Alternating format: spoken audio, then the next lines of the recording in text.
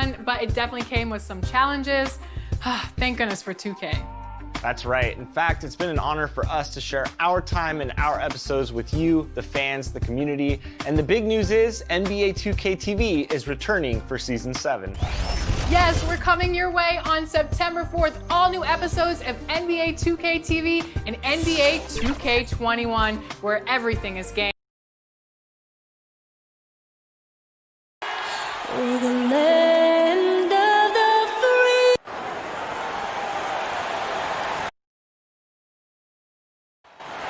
DA. Well, you're right, DA. A big lift for their offense. And he defends, too. It's getting late in the season. Let's see how the standings are out west. Taking a look at Utah. They've had a great season and will look to extend that into the playoffs. And checking out Minnesota. They're much further down in the standings right now.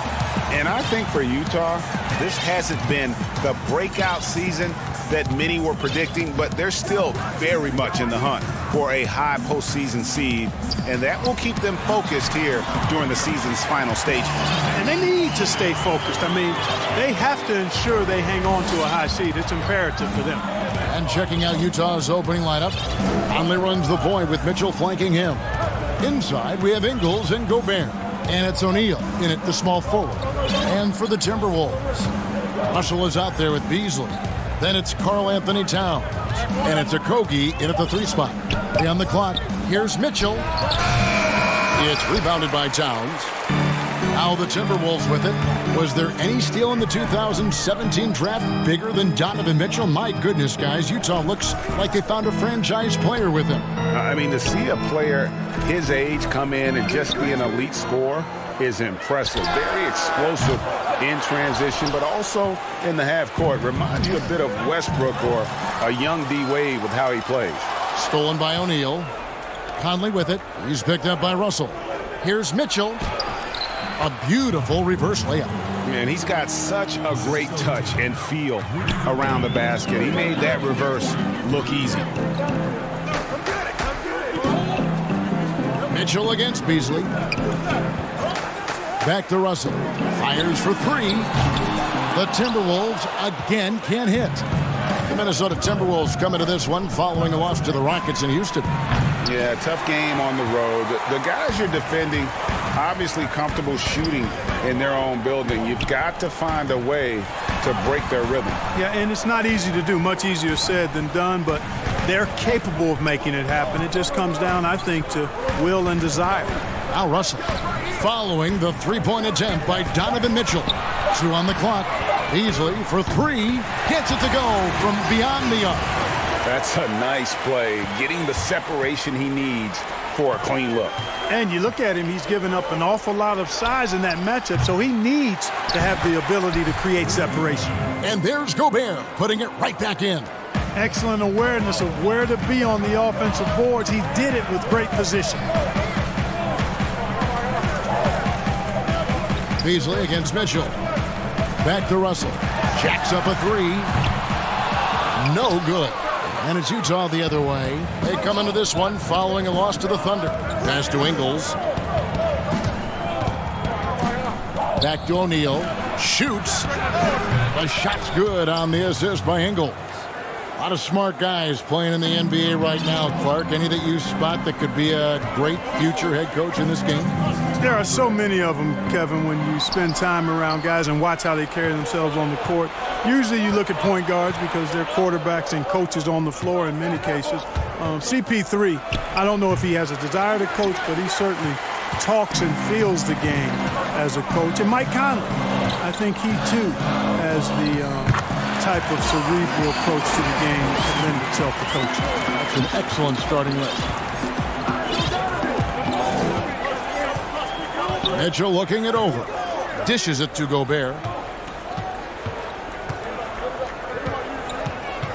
1:22 left in the first quarter. Mitchell kicks to Conley. He's looking for Mitchell and finds him. Lets it go with a 3. Conley's shot is off. Minnesota in the lead. And now the Timberwolves on the break. No good from Hernan Gomez. That's exactly the look they wanted, guys. Right guy, right play, wrong result. And it's Mitchell missing. No doubt it's been a bit of a struggle for him here in this quarter in terms of scoring. And there's the pass to Hernan Gomez. Okogie for three. Rebound, Utah. Gobert's got his fourth rebound with that last one here tonight. O'Neal dishes to Mitchell. Fires the three. Jazz working now with the fresh shot clock. Conley with the three. Offensive rebound. Gobert. And finally they hit one. Second chance points always hurt. Just not enough effort to block out. Hey, guys standing around spectating. I mean, you got to get in there and get tough. 5-second differential between the shot clock and the game clock. Pass to O'Neal. Lets it fly from 18. The shot off that time. Passes it to Okogie. And foul on the shot, so he'll get a chance at the line. It's going to be on Rudy Gobert. Minnesota shooting their first free throws of this. The first free throw is good.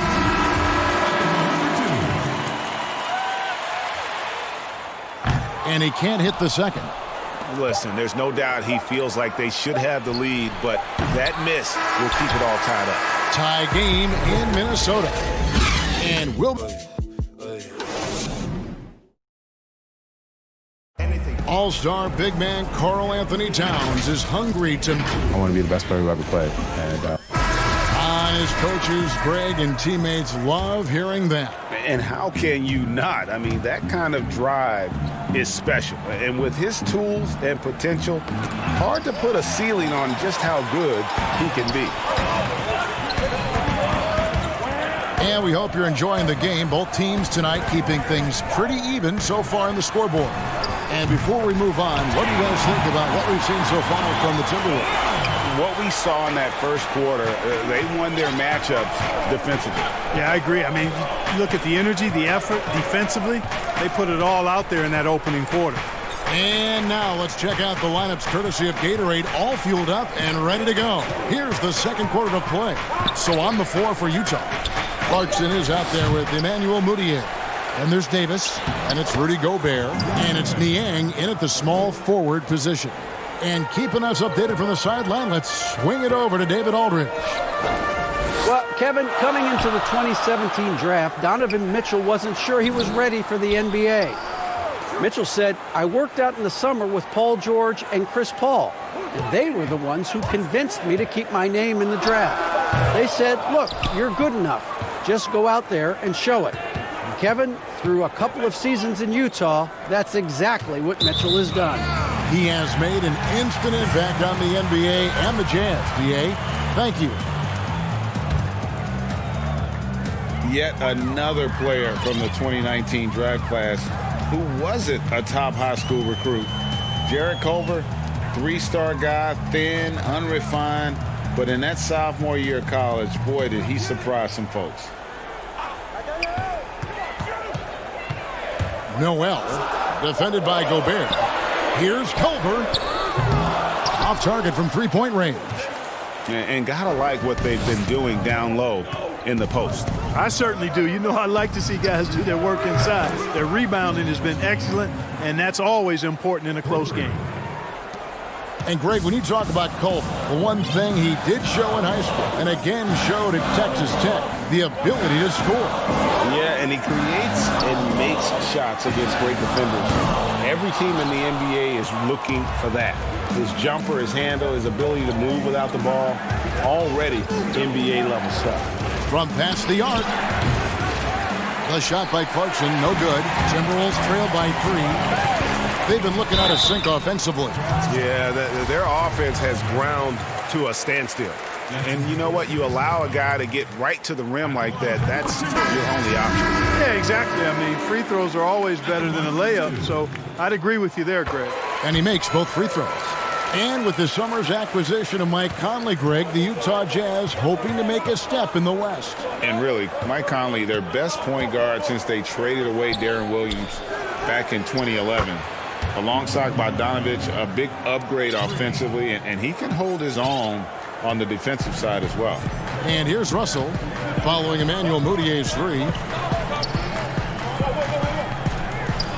Now Russell He's coming off a 28-point game against the Rockets in Houston. And equally spent as much energy on his D. I mean, 4 steals kind of tell the story. Utah leading by 4. Gobert the pass to Davis. The Jazz working the ball around now. From the corner. They get it again. Pass to Clarkson. Launches it. And the Jazz another 3. Improving shot mechanics. Good height on that jumper. Nice arc. I like what I see there from Clarkson. Towns with it. Now defended by Moutier. Nailed from three-point land. Russell's got his first 3 points of the game. And an eye for an eye. Both teams working to stretch the floor. Nothing like answering back. One team gets 3, you fire 3 of your own. Boom. Here's Niang. His last outing, he had 8 points. Back to Clarkson. Utah needs to get off a shot here. Gobert. And slam dunk by Gobert. Oh, taking it to the rack with power. Hammering down the two-hand slam. Really piling on the lead with a dunk like that. No defensive pressure at all. I mean, that's not going to get it done against him. Niang passes to Gobert. Oh, yes, he did. 5 up and 5 down for him so far. And doing much better now in that first quarter, converting less than 30% of their field goal opportunities, bouncing back nicely here in the second. Now, here is Hernan Gomez. He had an 18-point outing in the last game against the Rockets in Houston. And he also controlled the backboard as well. I mean, he really did a terrific job. And there's the foul. It's on Towns. That is his first foul of the game. Both teams will make substitutions. The drive by Mitchell. And that one drops for him. Mitchell's got the lead up to 8 now for the Jazz. And defensively, they are on their heels every time the ball comes inside. Yeah, I think they've got to ramp up the aggressiveness, Greg. I mean, if they don't, things are just going to get worse from here. For 3, here's Davis. Conley with a wide open look. Davis. A chance there to push it to double digits, but it's off the mark. That'll do it for the first hit. Thank you, David, and we'll be right back after halftime to start the third quarter. It's the 2K Sports Halftime Show. Greetings to Utah found themselves in a close game in the first. Nothing seemed to give way on.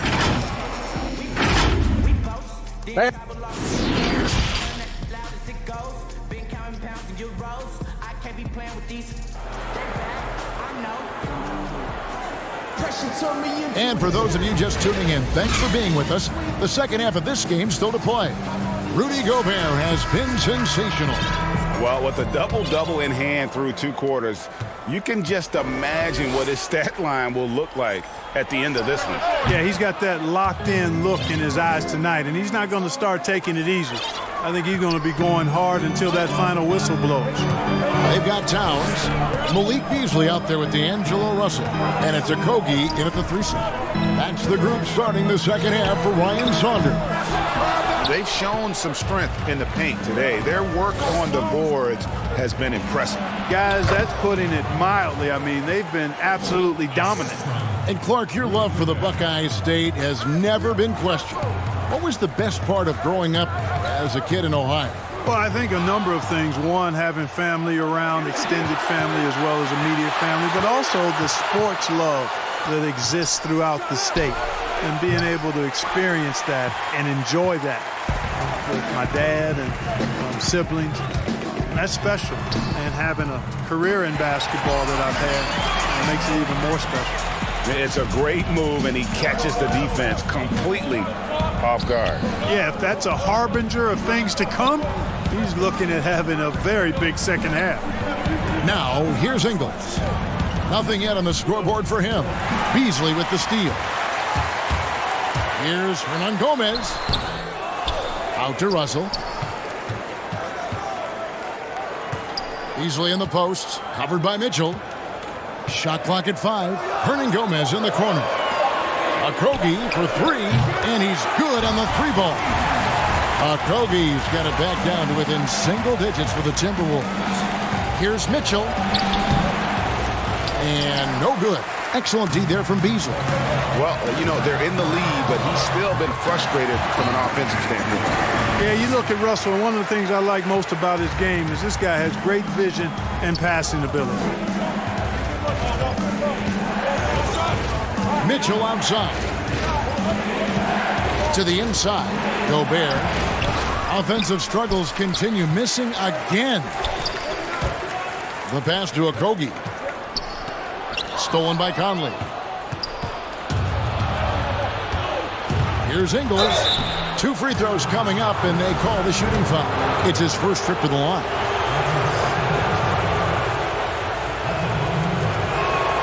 Free throw drops for Ingles. And you think about the 2 best talents in Wolves history, KG, obviously, and probably Big Cat. I would not disagree. I mean, KG is a Hall of Famer. And the Cat, Karl Anthony Towns, has been terrific early in his career. The rebounding and scoring, the versatility at that size between those 2 guys. It could have possibly been like the Admiral and Tim Duncan. Well, maybe not quite that good, but really good. The Timberwolves have shot 75% at the line tonight, going 3 for 4.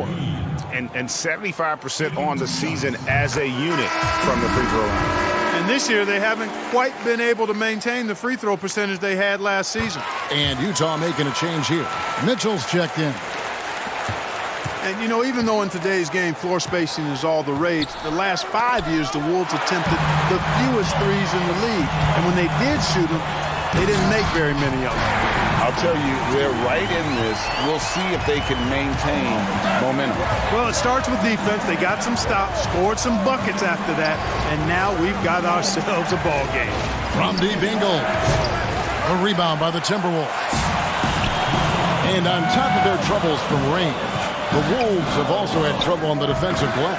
Yeah, and if you can't rebound and you're not shooting it well, you've got to figure out who you're going to be. Your identity is in question. That's what the Wolves are trying to figure out. Who are we? What do we do well? How do we win? How do we succeed? To get to the next level, they've got to answer that question. And the Timberwolves with possession here, following the bucket by the Jazz. Nice ball movement by Minnesota. Pass to Layman. Over in the corner. Just 5 to shoot. The Timberwolves need to get a shot off here. Here's Johnson. Mike Conley with the rebound. Jazz leading by 3. Bobbed up there for Mitchell. An emphatic alley-oop jam. Oh, phenomenal alley-oop slam there. They are taking advantage of a team that looks lost out there. Boy, I tell you what, guys, this is really getting close to being real ugly. Now, here's Culver. He's been patient so far. Nothing on the scoreboard yet. Passes to Reed. Noel trying to get open as Johnson. Off the mark there with the 3-point shot. It's Gobert with the ball for Utah. They've held a 12-point lead earlier. Following this one, they get to host the Pelicans. And that's the first game in a string of 3 straight at home. Ingles can't get it to go. Not quite enough defense. That time around, just lucky he was off. Noel, for by Conley. Noel.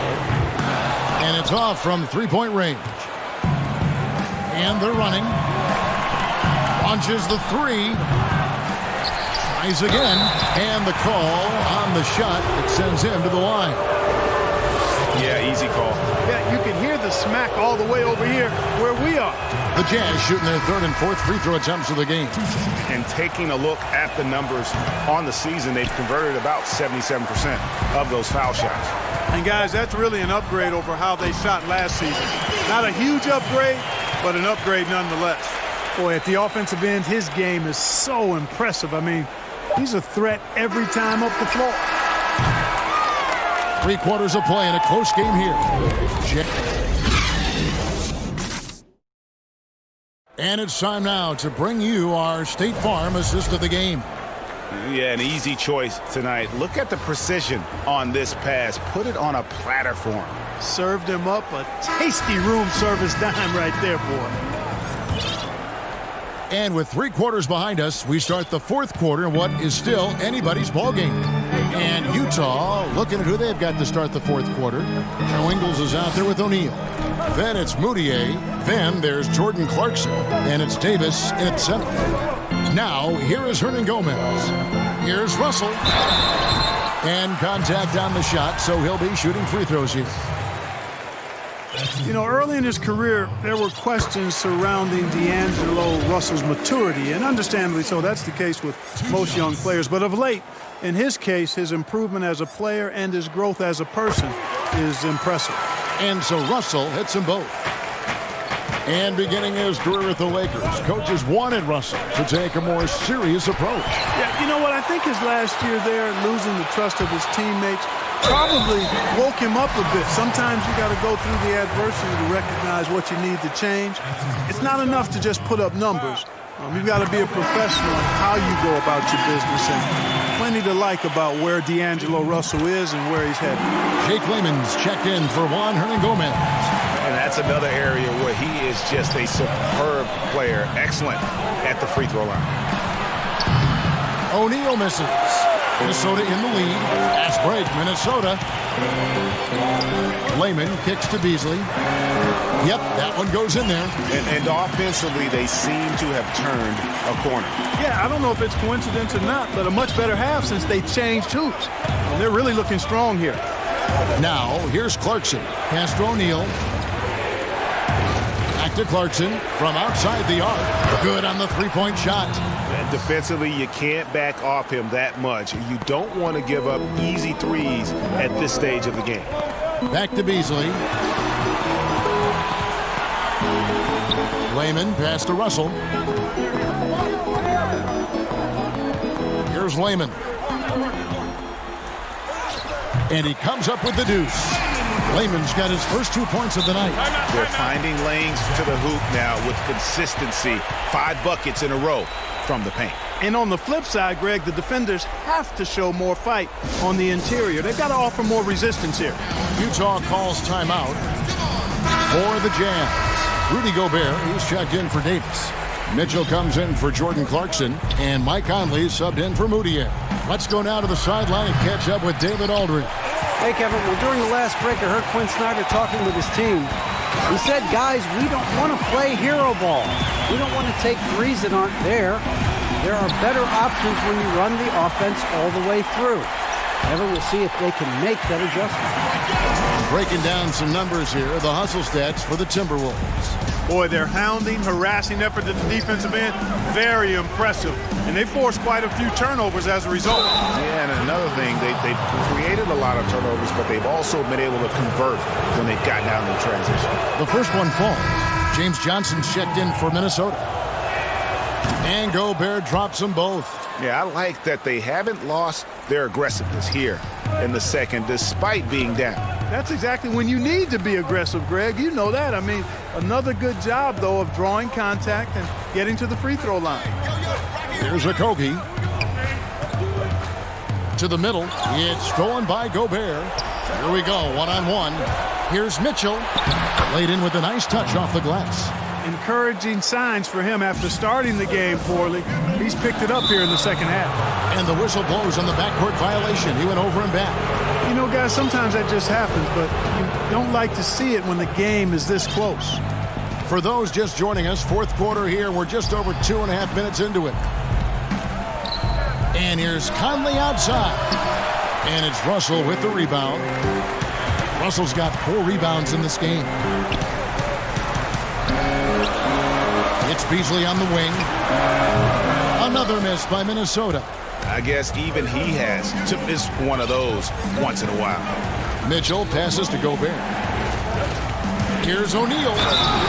And he gets the whistle. 2 free throws coming up. And here we go. A coach's challenge has been initiated. We have to now review the personal foul in question. And this is the time now where the officials can review in closer detail what constituted the original personal foul. Getting a different angle can sometimes make it a lot easier to determine. Greg, indeed, and the one thing with replay review is that when you see the slow motion replay, you really get a new appreciation for just the immense speed at which these players are moving. and how fast the action really is and how hard it can be sometimes, Greg, to make the right call. And so the word is in. They've decided that the call stands as it was made on the floor. And, even if a coach still feels this wasn't the right call, you got to acknowledge the effort being put in to reviewing it. With double-checking, and the game continues on. Clarkson, he's checked in for Joe Ingles. And so it's Russell with it. He brings it up for the Minnesota Timberwolves. It's a one-point game. Finds himself wide open and drills it. Big score at this point in the game, folks. D'Angelo can't do it any better than that. Mitchell buries the long-range jumper. Mitchell's got the game tied up here for the Jazz. A pretty free look from three-point range. The D forgot about him on that possession. Greg, I think that might have been intentional. Perhaps was not an accident because he's typically not the guy that's taking that shot at this stage of the game. Now, here is Russell. Down to 5 on the shot clock. The pass to Evans from downtown. Utah with the rebound. Clarkson kicks to Conley. Nice ball movement by Utah. And no one near Clarkson as he lets it go. And there's another one for the Jazz. Well, you know what? This is what becoming a leader is all about. Clarkson taking charge at the end. Outside Towns.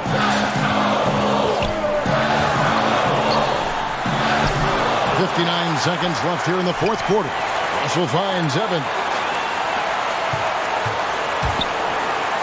Three-pointer. It's good from beyond the arc.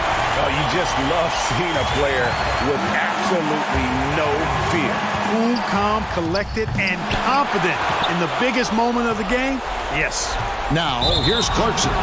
Rudy Gobert missing his first shot. He drops the first one, and that ties the game up. Really a good free throw shooter. You'd like to see Clarkson get to the line even more because of that. Nicely done. Without much separating these teams, that's when you have to make good at the line. Russell with it.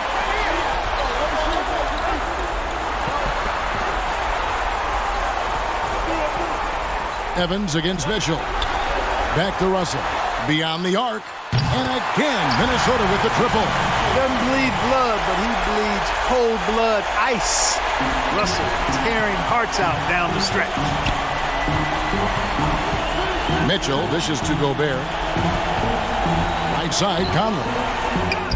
Count it! He has tied up this game. Oh, what a shot. Somebody's lit a fire under Mike Conley. Here's Layman. Russell looking around. And that's going to do it for regulation. So we are...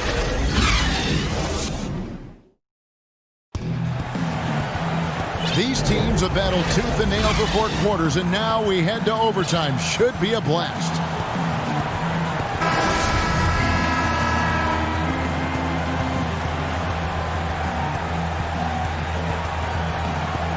And it's going to be the Jazz off the tip.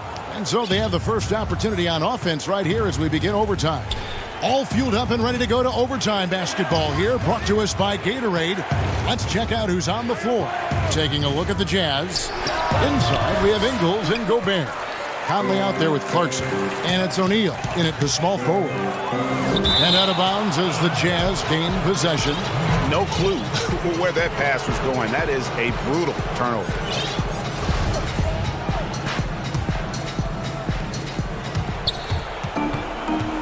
And here's Clarkson.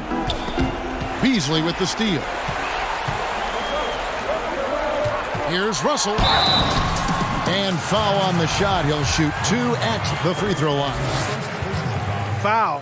Out of frustration. Russell, as he often does, dictating the tempo. Donovan Mitchell's checked in for Utah. And so Russell hits them both. And he doesn't let the pressure get to him. Cool and confident from the line. Gobert the pass to Conley.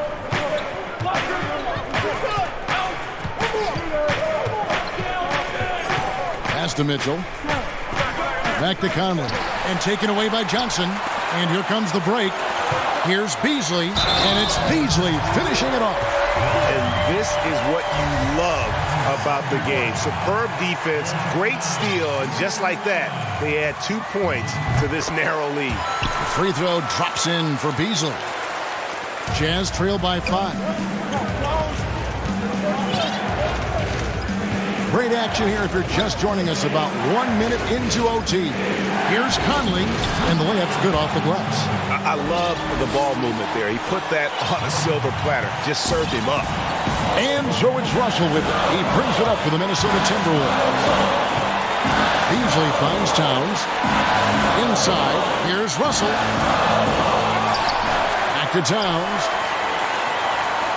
Passes it to Hernan Gomez. Beasley with it, guarded by O'Neal. 6 on the shot clock. It's stolen by Gobert. Here's Mitchell, and then Mitchell with the dunk. And some hang time on the rim. Puts a little cherry on the top of that slam. Well, those kind of displays of strength can get one team rolling. And can put the other team on its heels. We'll see how it plays out. Here's Hernan Gomez after the basket by Utah. Here's Russell. It's good from about 19 feet. Russell's got 4 points this quarter. You know, we've seen a big jump from Russell in terms of his production. Now he's a legitimate scorer who can dominate a game with his offense. Now, here's Mitchell. He kicks to Gobert. And here's Conley outside. It's good. And, oh, that was an enormous three-pointer. The D just sagged off just enough, and no hesitation on his part. Conley against Russell. Johnson outside. Back to Russell. Trying to find Towns. Gets it to him. Big bucket for him there. Towns happy to put the team on his broad back when he's needed most. Here's Gobert. It's hauled in by Karl Anthony Towns. So it's Minnesota now. On the wing, Johnson. Ingles covering. No good from Beasley. And here are the Jazz now. Can't afford any wasted possessions down the stretch. The defense needs to be just as sharp, but it's not over yet. And they do have a foul to give. Russell against Conley. It's off. Here's Hernan Gomez. Count it! Really strong rebounding on the interior, and he gets the easy putback. And the Jazz call time here. They're down by 1. Just 4 seconds left in overtime.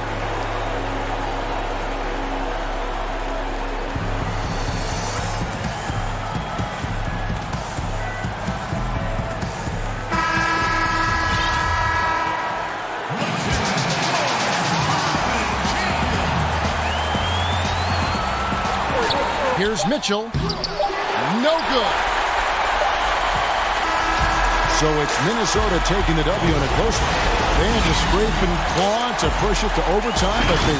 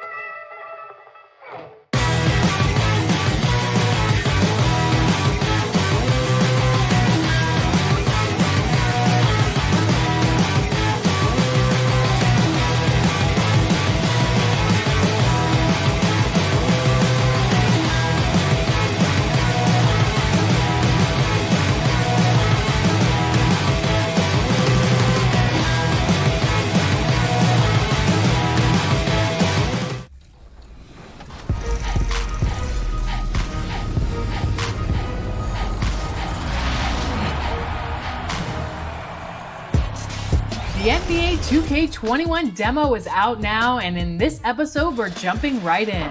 Plus, we look back at our best 2K TV moments of 2K20 and first looks at what's coming up.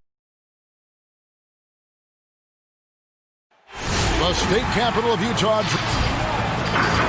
And great attitude. His work inside, a big part of the DA. Thank you. And a look at the starters for the Cavaliers. Sexton and Osman on the perimeter. Andre Drummond is out there with Kevin Love. And it's Garland in at the 1 spot. And for the Jazz, Conley runs the point with Mitchell flanking him. Inside, we have Ingles and Gobert. And it's O'Neal in at the 3, the small forward. Now here's Love. Well, Smitty, we're coming down the stretch here. Talk about the mental toughness needed to finish a season strong. You know, I think you got to have that. Everybody talked about the game physically, guys making shots. And we all know there's some teams and players, they all do that well. But who's the tough team that can get through the tough times? That's when you see the teams that can get over the hump and you start to say, I like that team. Now, here's Ingles. Pass to Mitchell. And 2 free throws coming up, unable to get that one to go with all the contact. Andre Drummond picks one up. Well, you might think at 6'3" in shoes, Donovan Mitchell is undersized for the shooting guard position. But his combination of strength and length, along with the athleticism, help him to hold his own. Greg, nowadays teams looking for +6 players. That's a player whose arm span exceeds their height by at least 6 inches. Donovan Mitchell, how about a +9? I mean, a little over 6'1" in socks with a 6'10" wingspan. Those long arms, the reason for the Spider nickname. Pass to Gobert. To the paint. Here's Ingles. Beautiful dish, and the layup goes down. Good find, and one of Gobert's advantages as a passer, he can see over everyone's head. Here's Garland. He's playing a pretty big role for him at the offensive end, averaging about 12.5 points a game. The dish to Love. 6 to shoot. Got a piece of it. Sexton, the pass to Love. Here's Garland. They get it back. Goes back up. Love. He hangs in there and cashes in on the second chance points. Second chance opportunities. Love with the great instincts beats everyone to the ball. Mitchell off target with his 3. The Cavaliers have gone 2 for 4 from the field so far today. Sexton's shot is good. Just setting the tone with an aggressive move to the rack. And where's the help defensively? No excuse. You have to be aware. He should be on your radar all the time. And that's exactly what he's looking for, draining the triple. And Love with the basket on the assist by Garland. Love's got his second basket of the game. The body control of Love after he takes the hit. Strong finish. And the Cavaliers this summer selecting point guard Darius Garland with the 5th overall pick. The second-year man Colin Sexton already on the roster. Greg, how do you see the fit between these 2 players? Well, I mean, both are 6'2". The questions will come at the defensive end of the floor. Offensively, both show great promise as shooters, very scoring-minded guards, reminiscent possibly of a Lillard-McCollum pairing for the Blazers, which could be a roadmap for the Cavs. Now here's Conley. He's coming off a 13-point game against Oklahoma City. Finding a man wide open, Mike Conley does an exceptional job of leading this team. Here's Osman. Pass to Sexton. Now here's Garland. Over by Conley. There's the lob to the hoop. Throws down the alley-oop slam. That time, a lot of young guys would have jacked up a shot. Patience. Man flashes open. Mitchell delivers the basketball on time. Sexton's shot is good. And I like to see this. They're calling his number early, and he's delivering. It makes sense, right? You're trying to get off to a fast start, and he can help with that. Now, here's Mitchell. 11-point game his last outing. I'll tell you what, I think he thought that was going in. I sure did. Osman The rebound by the Jazz. You know what? Those are shots you just hate to miss when you get those kinds of bunnies on a possession. Conley's shot is off. And so Sexton will bring it up for the Cavaliers. Trailing by 2. Last time they met in Cleveland. Yeah, they dropped the last game of this matchup. Their bench wasn't able to keep up with the opposing reserves offensively. Here's O'Neal. Following the basket by Colin Sexton. And the pass to O'Neal. Banked in off the glass. What about the passing of Conley? Always ready to zip it over to the open man. Garland, the pass to Sexton. A 3-ball. Rudy Gobert with the rebound. Utah's gone 2 or 3 from deep so far in this game. Gobert with the block. And that's one of Gobert's specialties, a shot-blocking master. Ingles dishes to Conley. Back to Ingles, and stolen by Love. Here's Osman. That's in there. Love with the assist. Up in time. The shot, no good. Tie game in Utah. And back.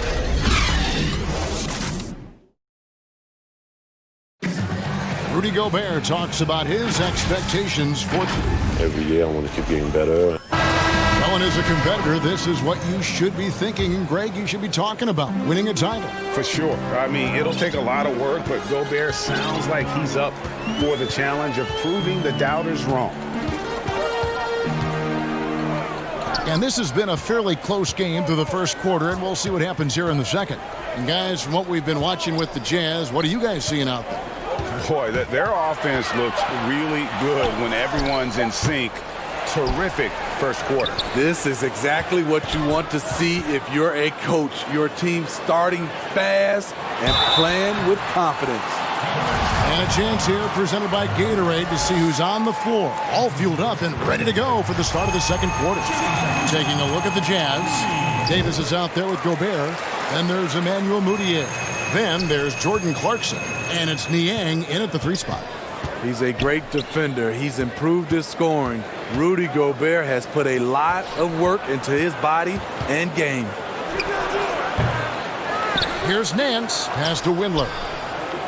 And a wide open look for Porter. And that won't go, missing the go-ahead bucket. Utah leading. Out to the right wing. Mudiay kicks to Niang. Takes a 3. That one's not going to go. And it's the Cavaliers taking it the other way. Outplayed in the previous game on their schedule, losing to Chicago. You got to give an A for effort. Just fell a little bit short in that one. Yes, out on the road, it's hard to overcome missed opportunities, even when you're playing hard. We've seen this explosion of Canadian players in the NBA. And really, Tristan Thompson led that way. The 4th pick back in 2011, Thompson was, at that point, the highest drafted Canadian in NBA history. And Davis sends it back, and he's able to get it back. And with that, the Jazz lead is cut down now to just 2 points with that basket from Thompson. Mudiay kicks to Davis. Quarter number 2, we're about 2 minutes in. Passes it to Gobert. Stolen by Thompson. Feeds it to Porter. Mudiay with the rebound. And Thompson may have led the way for Canadians. But as far as where the league is going, Greg, he's a throwback player. I mean, a rebounder and rim runner. His game is built on toughness and hustle. Now Nance. Following it, Davis's 3-point attempt. And that'll be 2 free throws coming up. Officials on the call with the foul. Now we have a moment to look at how the blocks have been stacking up over the past several months for Drummond. And we're just not seeing that same fierceness out of him defensively these last few months. He's lost a little bit of that intimidation factor. He's not blocking as many shots, and he's not making the same impact on that end of the floor. And Cleveland making a change here. Sexton's checked in. And that one good from Clarkson. Clarkson's got the lead up to 5 now for the Jazz. That's just great court recognition there. He saw the D pack in the lane on the break, so he calmly rose up and drained the transition three.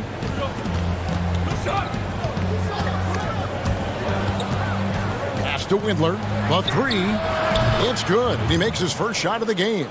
Matching baskets from the perimeter, an earmark of today's game. Hey, players love competition, and the fans love it as well. Now, here's Clarkson. 9-point game his last outing. Jazz passing it around. No one near Moody as he lets it go. Tried to answer back, but that three is off the mark. Here's Sexton, and Sexton slams it in. And it's clear that Sexton loves getting out in transition. He has a strong sense for how to capitalize.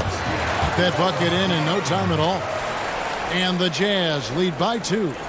Steve, we've seen a few guys score close to 70 points in a game recently. Devin Booker of Phoenix certainly has gotten to that mark. Who might be the next guy to get to 70? I think James Harden, because the way he shoots the three ball and gets to the free throw line, he's one. Steph Curry for sure. Kevin Durant. And I think Giannis in a few years, if he can start knocking down those threes, because I'm sure he can get about 40 points in the paint, 10 at the line, but he needs to knock down a few threes. Now here's Gobert. They've been leaning on him for a decent chunk of their offense. He's averaging over 15 points a game. They get it back. Davis. Good D by Thompson. Cleveland's gone 1 of 2 on three-pointers here in the second quarter so far. Here's Windler. A miss that time. Would have put him up. And it's Davis with the ball for the Utah Jazz. Following this one, they get to host the Pelicans. That'll be the second of 4 games at home for them. Those plays can make a difference in a game like this. Well, you know it's going to fire up, Greg, everybody on that bench. This is a close-knit group. They feed off one another's energy. Coming off a scoreless first quarter, he's found a little rhythm here. Gobert can't hit, and there's the call on Rudy Gobert. That's his first foul. Cavaliers have gone 5 of 11 from the field since the beginning of the second quarter. There's the pass to Porter. Here's Osman. He's covered by Clarkson. Now Sexton. 1 second left. And the last shot at the buzzer doesn't go in for him. And now, the 2K Sports Halftime Show. Hey, welcome. The first quarter for the Cavaliers was fairly even. They never dug too deep a hole. And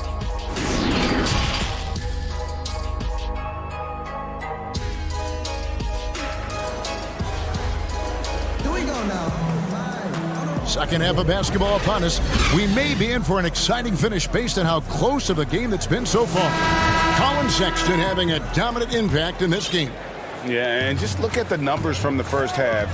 He has been very efficient. And it's not like everything's been at the rim. There's been a number of jump shots along the way. On the court for Cleveland, Garland and Sexton man the backcourt. Ashman and Love are the forwards. And it's Drummond in at the 5 down low. They may not get the spotlight, but the Utah Jazz are one of the best run teams in the NBA. They're run as a legacy trust.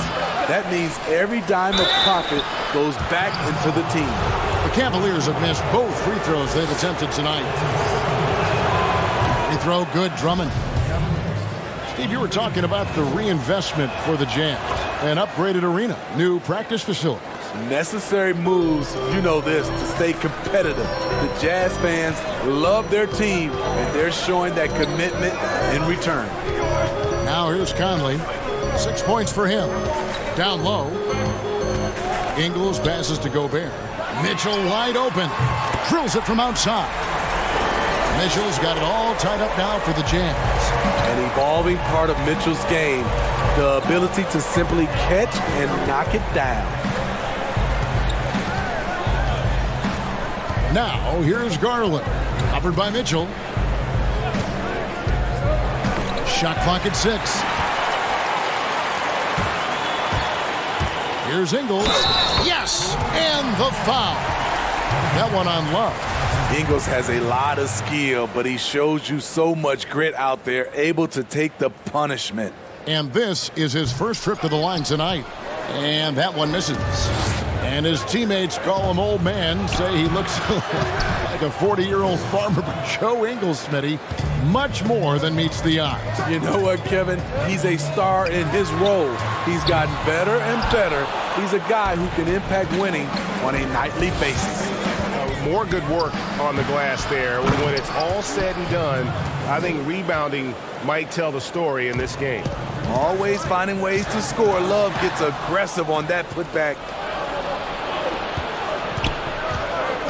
Sexton kicks to Garland. No good on the three. Well, so far, this cold night from the field has not affected their ability to maintain this lead. And now the Cavaliers. Fast break. Here's Osman. And there's the bucket. Staying with it on the offensive glass, getting it done. Osman's got the lead up to 4 now for the Cavs. Here's Gobert over Drummond, and Gobert with the basket on the assist by Conley. Conley's got 3 assists in the game. Pass to Sexton. He dishes it to Garland. A touch over 2.5 minutes of basketball played here in the third quarter. Sexton kicks to Garland. Offensive rebound. And it's Osman missing. His struggles from the field continue, yet they still hold the lead. That's tipped. You know, having a point guard who can block shots is a luxury. Sexton with terrific timing and reach on that one. Here's Garland. Following the basket by Donovan Mitchell. Steve, we've heard Commissioner Adam Silver broach the idea of a mid-season tournament. How that would be structured, I don't know. Do you think that could possibly work? I think it's a possibility, Kevin. One, I think you definitely have to have the season shortened to 75 games, 68 games. I think you have to do it on the back end of the All-Star break because we know so much as far as the calendar. When can you fit this in?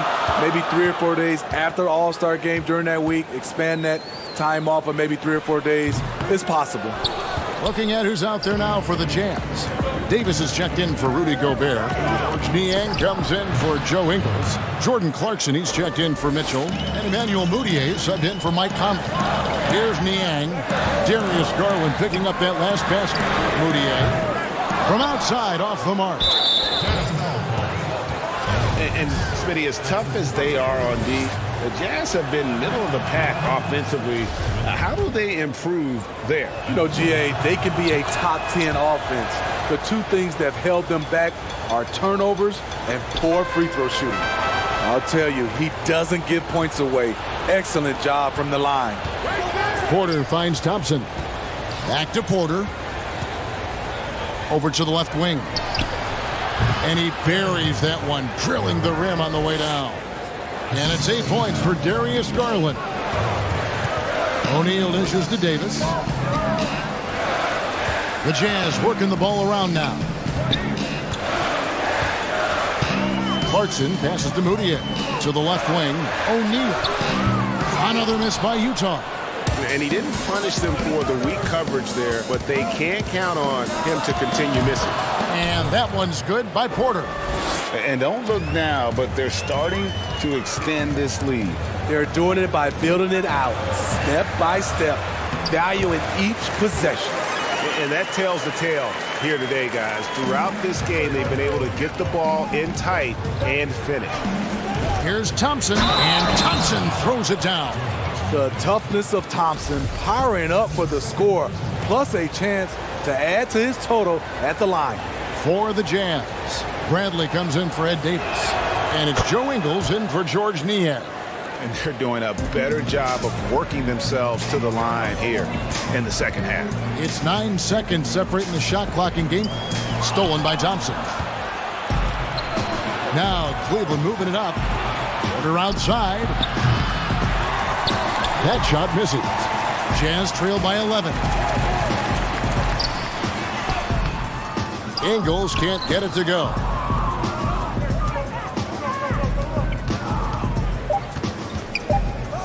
From deep three-point range, gets the three-pointer to fall. Nance has got himself going with the triple, his first basket of the game.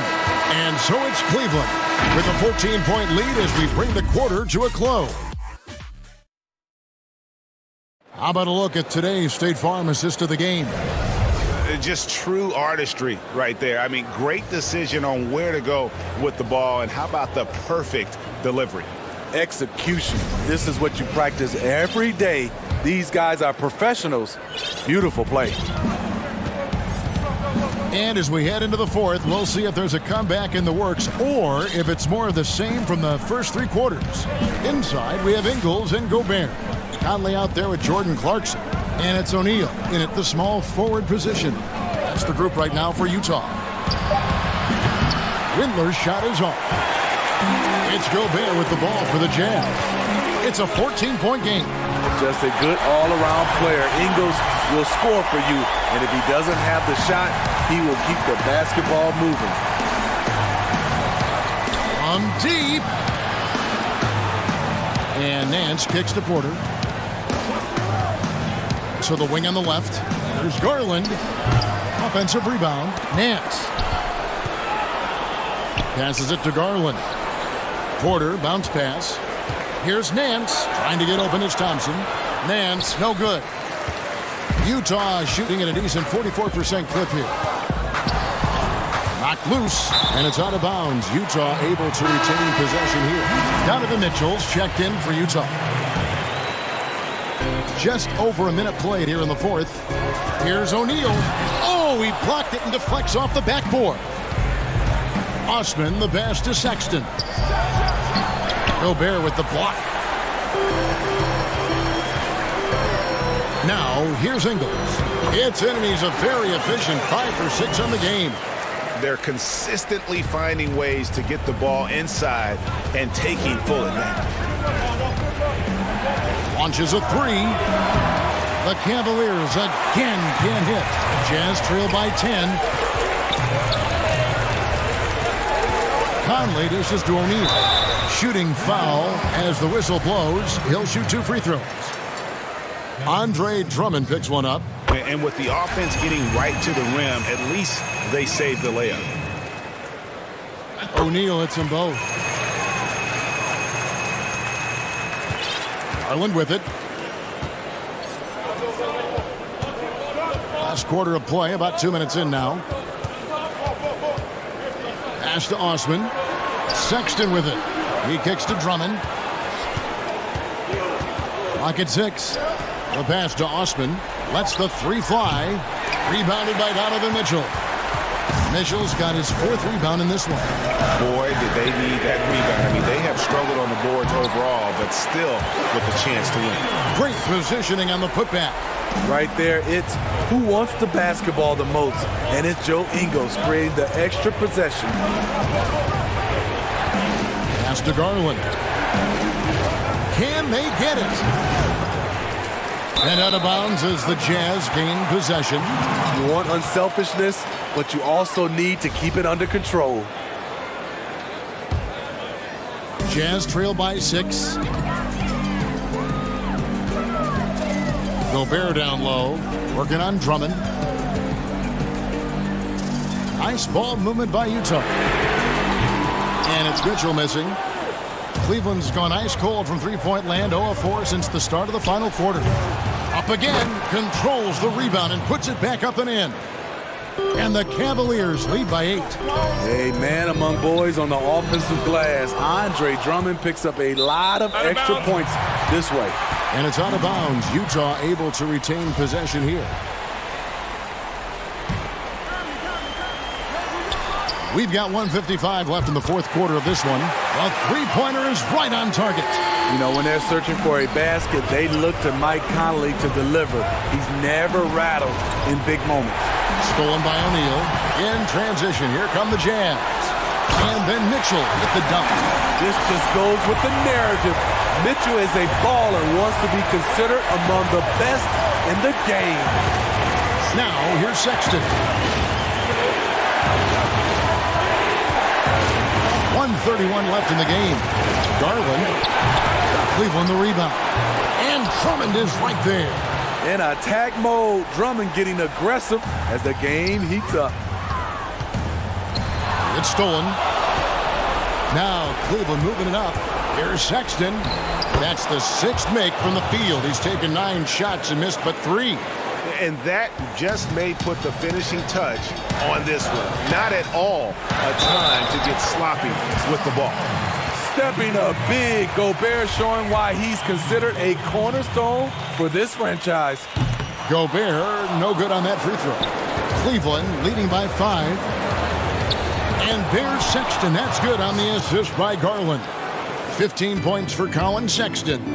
This has reached desperation time for him. For them to have a chance, everything has to go right on both ends from this point on. Gobert looking comfortable stepping into the spotlight right now.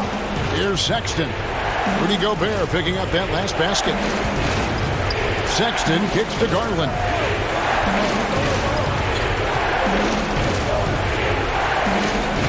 Sexton the pass to Drummond. Just 5 on the clock. From down low. Rudy Gobert with the rebound. And so Gobert will bring it up for Utah.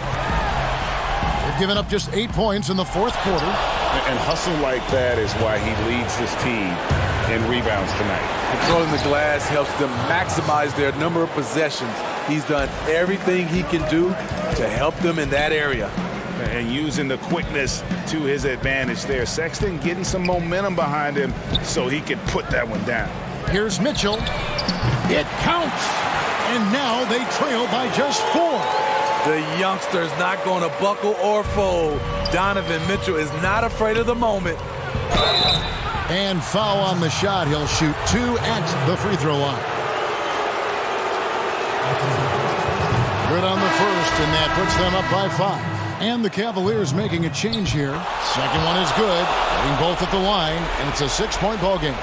Big moment at the line. As poised as you get, this thing is done. Bradley. It's off. He's powerful and athletic, Drummond with the natural tools to dominate defensively. Thank you, David. Great interview once again. And that'll do it, folks.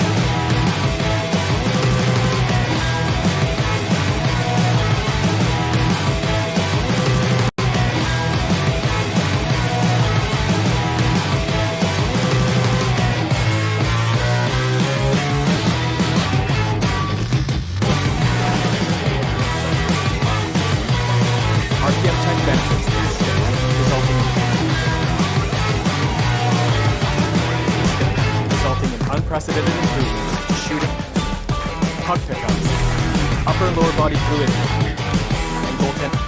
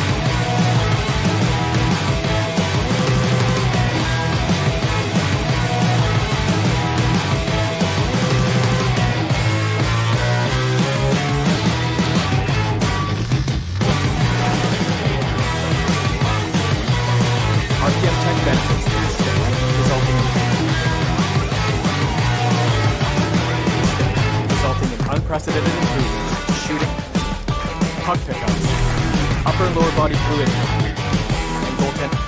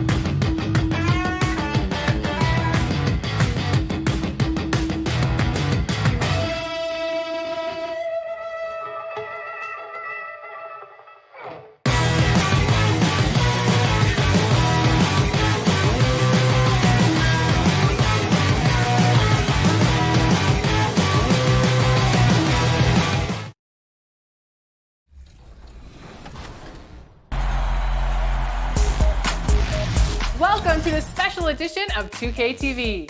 The wait is almost over. We are just days away from 2K Day and the launch of NBA 2K21.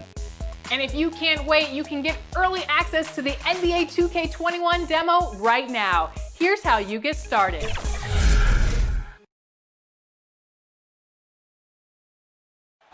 If it's the Rock and Roll Hall of Fame. And before Well, if you ask Carl... terrific attitude. It makes him very tough to handle. David, thank you. As we get a break in the action now, let's take a look at the East and how the teams are stacking up. Taking a look at Cleveland. It's been a rough season for them. The good news is the lottery is only a couple months away. And right now for the Cavaliers, they've been stuck in a rut the entire season. We talk about teams maximizing their potential. Well, the opposite's been the case with this group. I think, Greg, for them, it's obviously been very disappointing. And I get the sense it's starting to weigh on them night in and night out. And checking out Minnesota's opening lineup. Beasley is out there with Russell. Then there's Towns, and it's Hernan Gomez in at the power forward position. And for Cleveland, Garland and Sexton man the backcourt. Ashman and Love are the forwards. And it's Drummond in at the 5, patrolling the paint. That's going to be over and back, not watching for the line that time.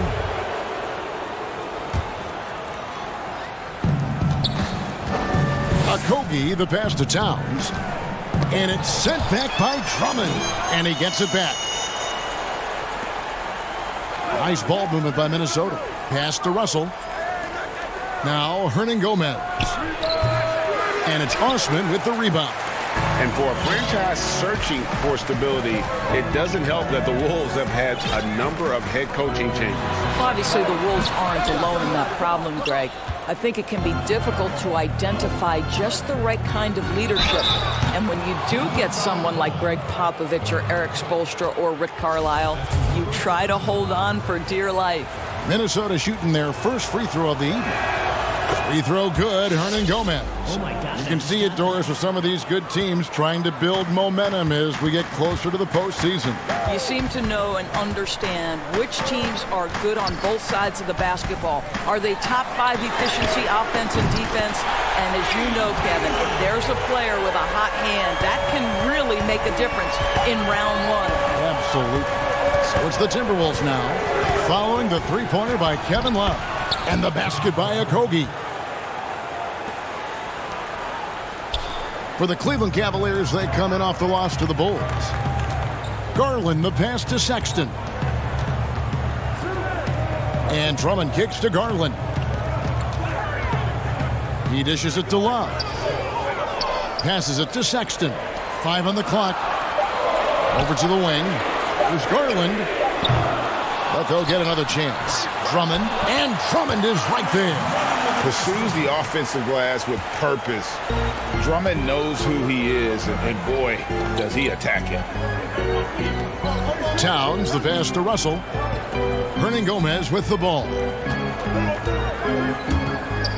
And Darius Garland picks up the foul. That'll be his second foul of the game. Well, just a little too physical out there right now. That's already his second foul. Porter's checked in for Garland. The Timberwolves also with the sub. James Johnson's checked in for Juan Hernan Gomez. Now here's Towns. Providing around 26.5 points a game. Rarely has an off night. Johnson, good. When Russell gets his teammates involved, it makes this entire team better, and it'll make him more effective at the point position. Here's Love. And that one's good. Osman. This guy is just working his tail off on the boards. You love the effort, love the energy. Russell finds Johnson. Back to Russell. Johnson outside. To the middle. And Russell gets it to go on the assist by Johnson. So how about the Cavaliers head coach John Beilein making his NBA debut after 27 seasons as a college basketball coach? Think back to his time at Michigan, the first back-to-back 30-win seasons in school history. This is an excellent hire for Cleveland. Here's Sexton after D'Angelo Russell's bucket. Sexton with the putback. And Love with his second chance points. Love's got 5 now. That's the activity of Kevin Love that I simply admire. This guy bails them out of a lot of possessions, and he doesn't allow them to come up empty. And Doris, isn't it interesting? Coach John Beilein has never, at any level, been an assistant coach. No, but he has made his way through the ranks, going from high school to junior college, Division III, Division II, and then right up through the ranks of Division I. So he now makes the final leap to the NBA. How cool is that, Kev? Sexton's shot is good. Anytime you get points in transition, you are thrilled. You can see the speed of Sexton on display. There's a minute left here in the first quarter. Lehman kicks to Culver.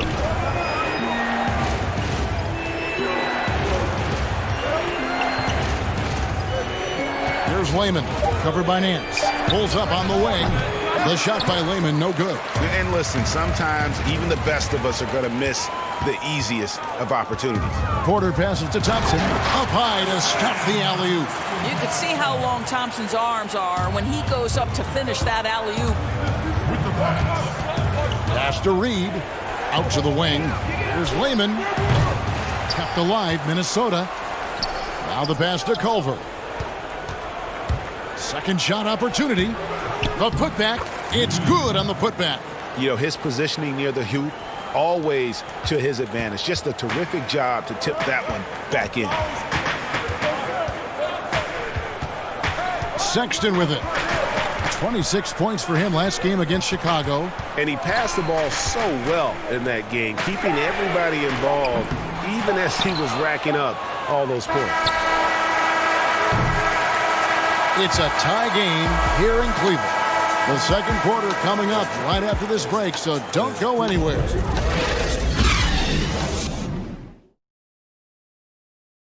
One of the most high-powered scorers in the game, Karl Anthony Towns. You know, everyone has to get some of the sugar, you know, so make... Well, when you're attracting, Greg, all that defensive attention, it creates opportunities for your teammates. And Towns wants to win big. To do that, though, it's not enough to get numbers. You've got to make your teammates better as well. And it's been a pretty even game here after one quarter of play. And taking a look at the Cavaliers' performance here, what do you guys see? Just cashing in on second chance opportunities. That's how they built this early lead. Yeah, the defense hasn't been there. They are getting hammered on second chance opportunities. Nance and Thompson are up front. Then it's Porter. Then there's Garland. And it's Windler in at the 2. That's the 5 for Cleveland right now. Noel. Yep, it counts. How about the recognition from Culver? Terrific at realizing when the defense has broken down.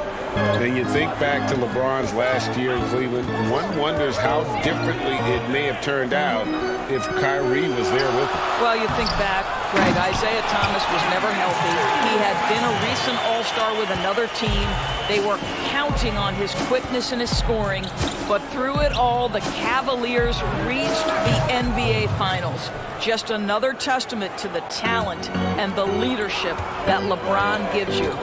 And here's Nance after Jarrett Culver was able to get the triple. And there's Thompson putting it right back in. They are just killing them on the interior. Now let's go to the sideline and catch up with our Hall of Famer, David Aldridge.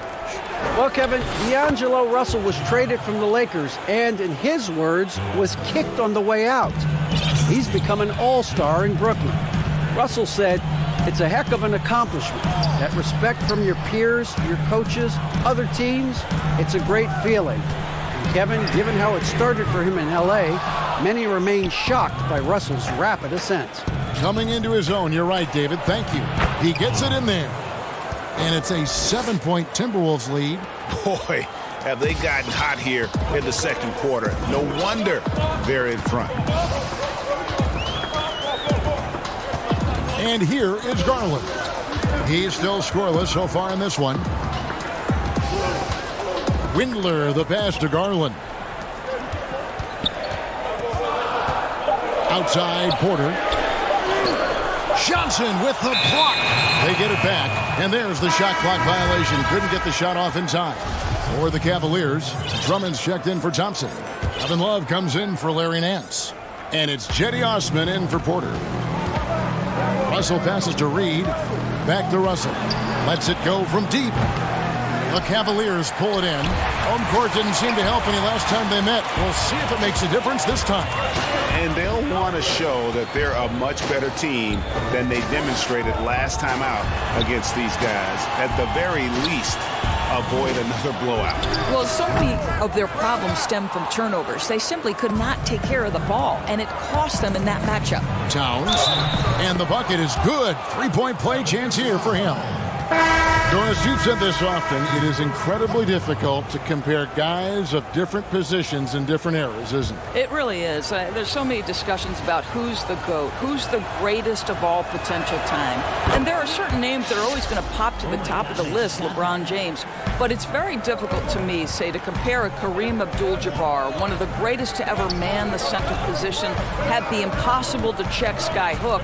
But how do you compare him with LeBron James, who, though he is, and I don't know what position he is, he may be the greatest passer in the history of the league. Like, let's enjoy individual greatness without comparison. Now here's Beasley. 10-point lead. This is their biggest. Towns wide open. The Timberwolves again can't hit. And that's a foul called on Malik Beasley. That's his first foul. Cleveland's got nothing but zeros from long range in the second quarter. 0 of 4. Garland kicks to Sexton.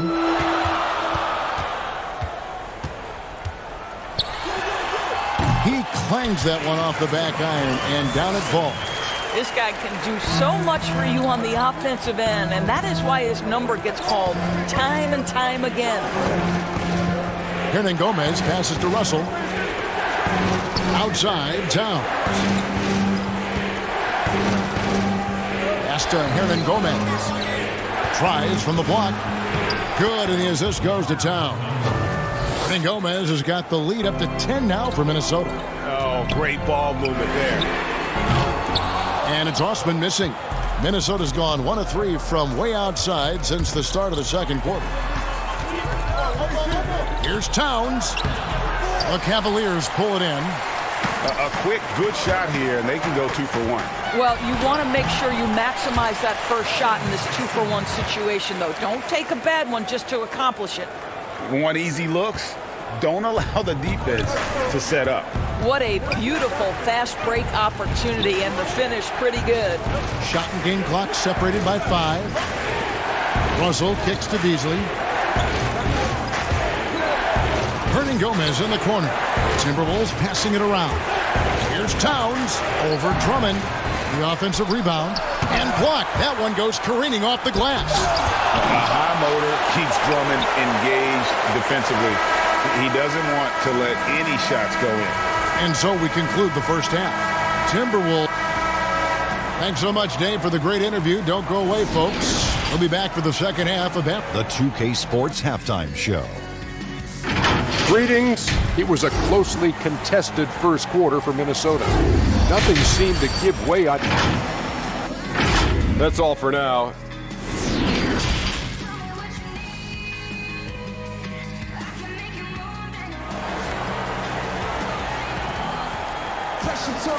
We played through the first half. Plenty of basketball, though, left in this one. Well, this is the first full year now for Ryan Saunders. Let's remember he was hired by Minnesota full-time after an interim stint last season. And boy, did the players love playing for him.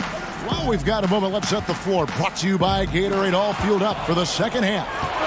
On the court for Minnesota, they've got Karl Anthony Towns. Russell is out there with Malik Beasley. And it's Okogie in at the small forward. And unfortunately, we've seen a few too many of those. A lack of concentration, a turnover, and an easy bucket in transition. You know, just so smart. Kevin Love, tricky, crafty, you name it, he's got it in his game. And as we know, Doris, Ryan Saunders, the son of the late, great Minnesota legend, Flip Saunders. Well, certainly the family has history with the organization, but in no way did Ryan Saunders get the job due to name only. This guy proved he can get wins from this Minnesota roster last year. For Saunders, he's known as a player development guy, and the ability to handle superstars is part and parcel to the job. Boy, if you're going up against this guy in this close a range, you've got to defend with everything you've got. A tremendous job defensively. Unwilling to let up even for a moment. That's his killer instinct, just fanning the flame. One thing I enjoy is watching players who don't pay attention to the score. You lock in on the moment and play the right way. And it's Russell with the rebound. All right, time now to pick it up. You're 1 for 4, and you certainly don't want to give your opponent momentum. They should continue to get the ball inside. The defense struggling to contain them. Passes to Osman. And it's a defensive 3-second violation. Cleveland shooting their first free throw of the game right now. And the free throw no good, but they'll get the ball back here.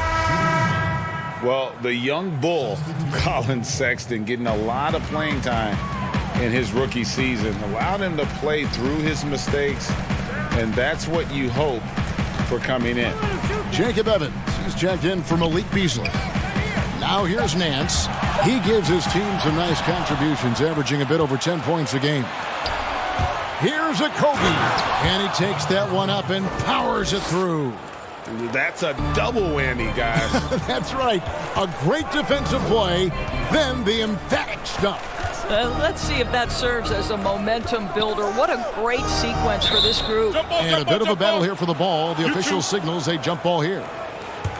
And even as the Cavaliers lagged at the very bottom of the standings, Greg, Sexton publicly described the season as fun. Would that bother you as a veteran? Losing seasons, they suck. I mean, no other way to put it. I think he cares about winning, but keeping that positivity is probably the best approach. Now here's Towns. Good on the triple. And the Timberwolves lead by 17. Assists like that have typified their effort today. Terrific ball movement.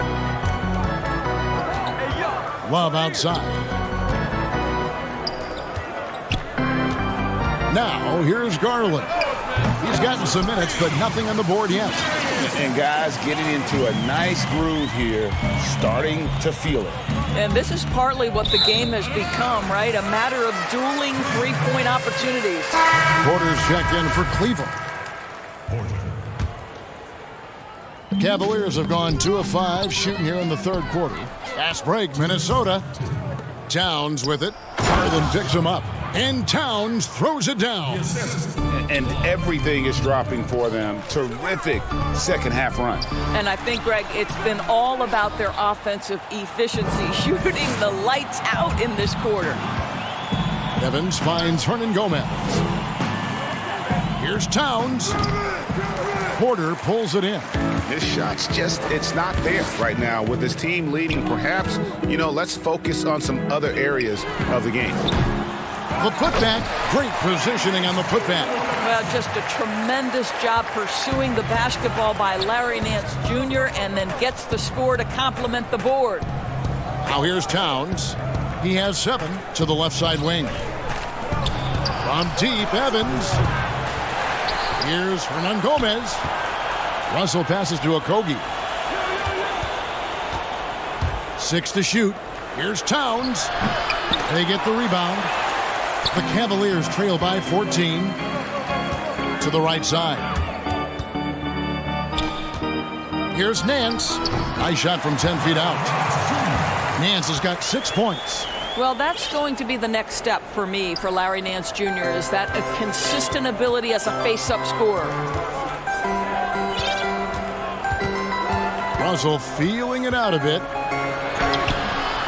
Thompson with the rebound. Well, we didn't see the same kind of control we're used to seeing from him. This guy is usually a tremendous finisher. You have to have the vision to find the open man. Beautiful pass. Timberwolves leading by 10. Evans dishes to Russell. Here's Okogie.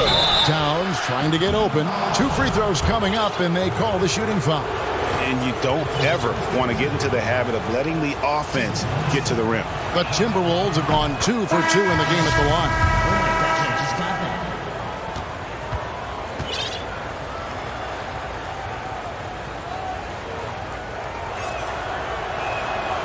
No good on the second free throw. Cleveland's gone 1 of 2 from beyond the arc since coming out of the break. Porter, no luck. Now here's Culver, the fast break chance. Here's Johnson. The lead pass was put in just the right spot. And the Timberwolves lead by 13. Well, they've won the battle of transition buckets, and those easy points have helped them build this lead. Well, this is their pace. This is exactly how they want to play. A little fast, a little loose. You know, we talk about it all the time, guys. Those second chance buckets, always the result of that extra effort. And as we end the third quarter, a double-digit deficit will make it tough to come back. Minnesota.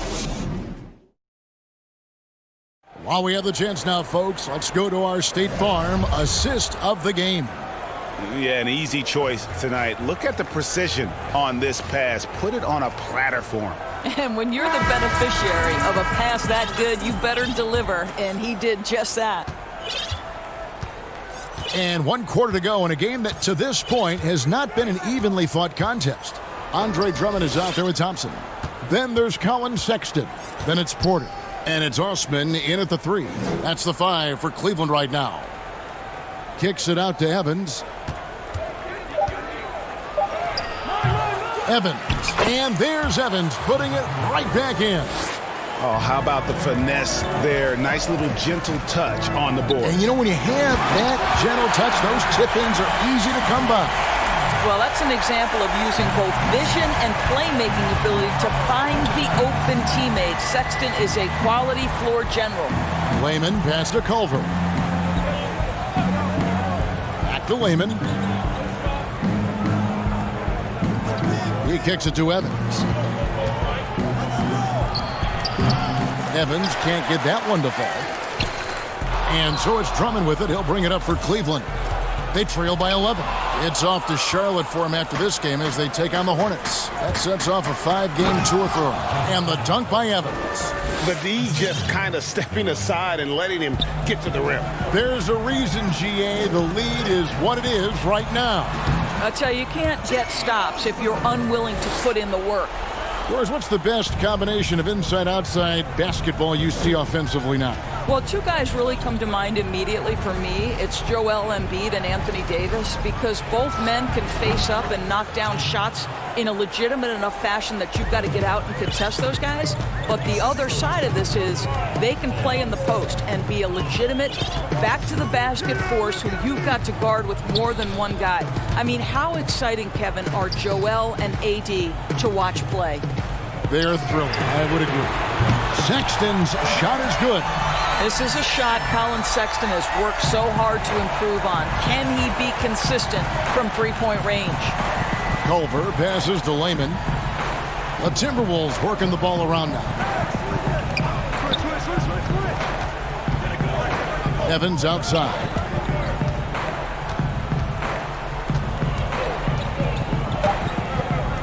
"13 feet away. Up again. Controls the rebound and puts it back up and in.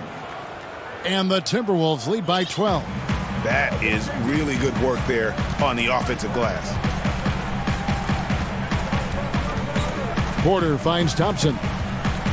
Drummond with it. Pass to Sexton. Now here's Drummond over Johnson with the tip. And there's Thompson putting it right back in. Yeah, I think the activity level that Tristan Thompson plays with on missed shots is something every NBA player can learn from. Noel, defended by Sexton. Drummond working against Johnson. Evans outside. Over Porter. No good on that one. And it's the Cavaliers taking it the other way. That's in, coming off the assist from Thompson. Porter's got it back down to a single-digit deficit for the Cavs. And a little over 3.5 minutes in the books so far here in the fourth. Noel, defended by Sexton. Here's Johnson, and he drops in the layup off the glass. Big miscommunication on defense. He recognizes it and quickly takes advantage. And that's typical of this guy. He's always reading the situation, reacting quickly, and capitalizing. Cleveland now, time running out, up the floor. And there's Sexton. That's good on the assist by Drummond. And that's now 11 points for Colin Sexton. Here's Lehman, defended by Sexton. There's the pass to Evans.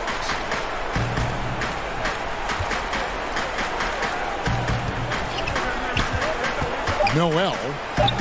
Good for the 5th time in 5 shots. He remains perfect. Spirited performance. You love to get this kind of win, especially on the road. You've got to be able to block out all distractions in enemy territory. This team did a tremendous job staying focused. And so the coach's challenge here comes into play. The coach protesting the personal foul call. And this is the time now where the officials can review in closer detail what constituted the original personal foul. Getting a different angle can sometimes make it a lot easier to determine. Greg, indeed, and the one thing with replay review is that when you see the slow motion replays, you really get a new appreciation for just the immense speed at which these players are moving at, and how fast the action really is, and how hard it can be sometimes, Greg, to make the right call.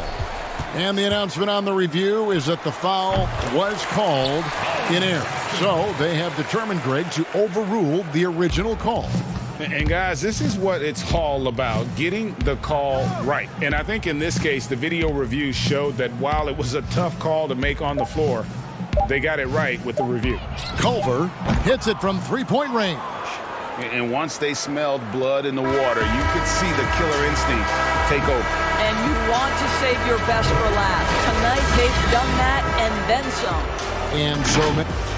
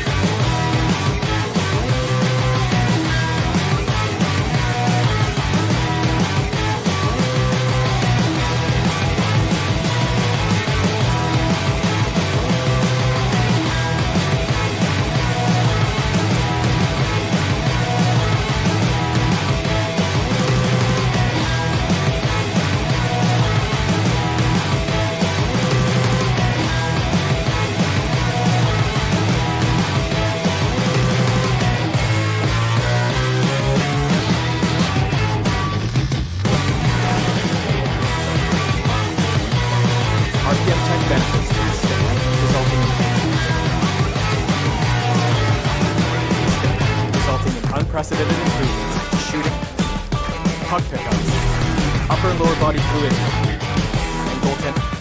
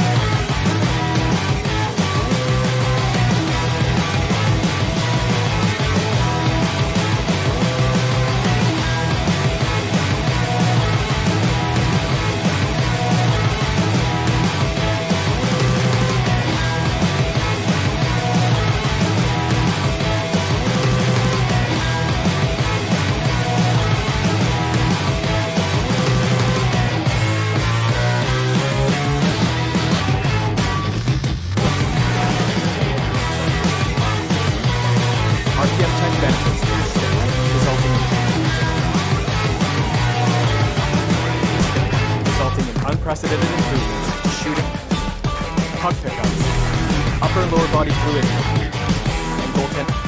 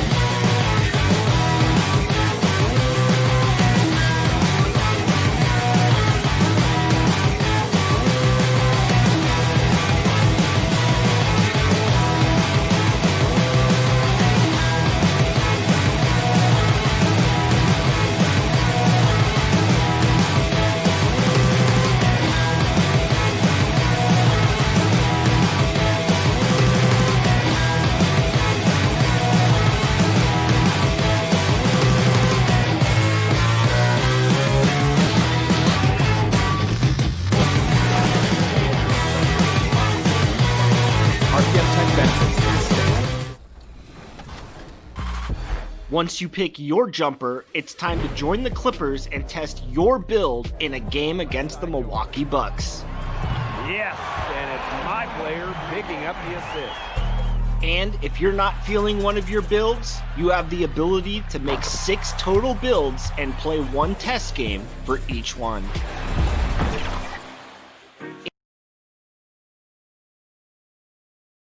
The Jazz coming down the tunnel earlier, ready to do battle on their own. Thanks, DA. And a chance to take a look at some numbers for Beasley. And guys, how about the surge of offense he's experiencing right now? These last 5 games, he's been a machine at the offensive end.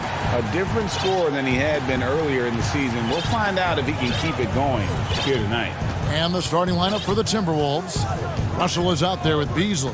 Then there's Towns, and it's Hernan Gomez in at the power forward. And for the Jazz, inside we have Ingles and Gobert. Conley and Mitchell, the talented backcourt pair. And it's O'Neal in at the small forward position. Now Ingles after the missed 3 from Karl Anthony Towns. Ingles with the ball. He gives the team some steady offense, a bit under 10 points a game. 5 to shoot. Stolen. All by himself. And it's Beasley finishing it off. Exactly what you want from your point guard. Nice dime to the open teammate by Russell. Conley against Russell. Conley kicks to Mitchell. Pass to Gobert. Nice ball movement by Utah. Mitchell passes to O'Neal. 6 on the shot clock. Conley's shot is off. And over the course of his career, Mike Conley taking on more and more of the leadership mantle. He's embraced it, Kevin. And he said letting his hair down was a way of letting go and just being confident in himself. Boy, Russell loves to take and make these quick trigger shots. He plays with a nice rhythm and flow to his game. Pass to Gobert. Here's O'Neal, defended by Towns. Now, here is O'Neal. Tight defense on him, and D'Angelo Russell picks up the foul. That's his first foul.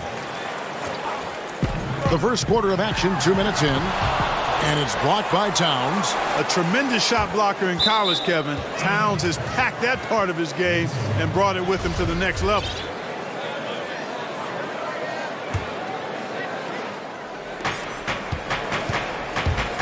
Beasley, the pass to Hernan Gomez. Now here's Beasley, and they get some nice contributions from him on a nightly basis as he averages over 11 points a game. And I thought the defender played that one pretty well, but Russell with that quick trigger release like a staple gun. Nice shot by Gobert. Michael Conley with excellent vision on that pass. And just under 2.5 minutes elapsed here in the first. Beasley dishes to Russell, and they double up Russell. And we're going to have a jump ball. It's tied up there.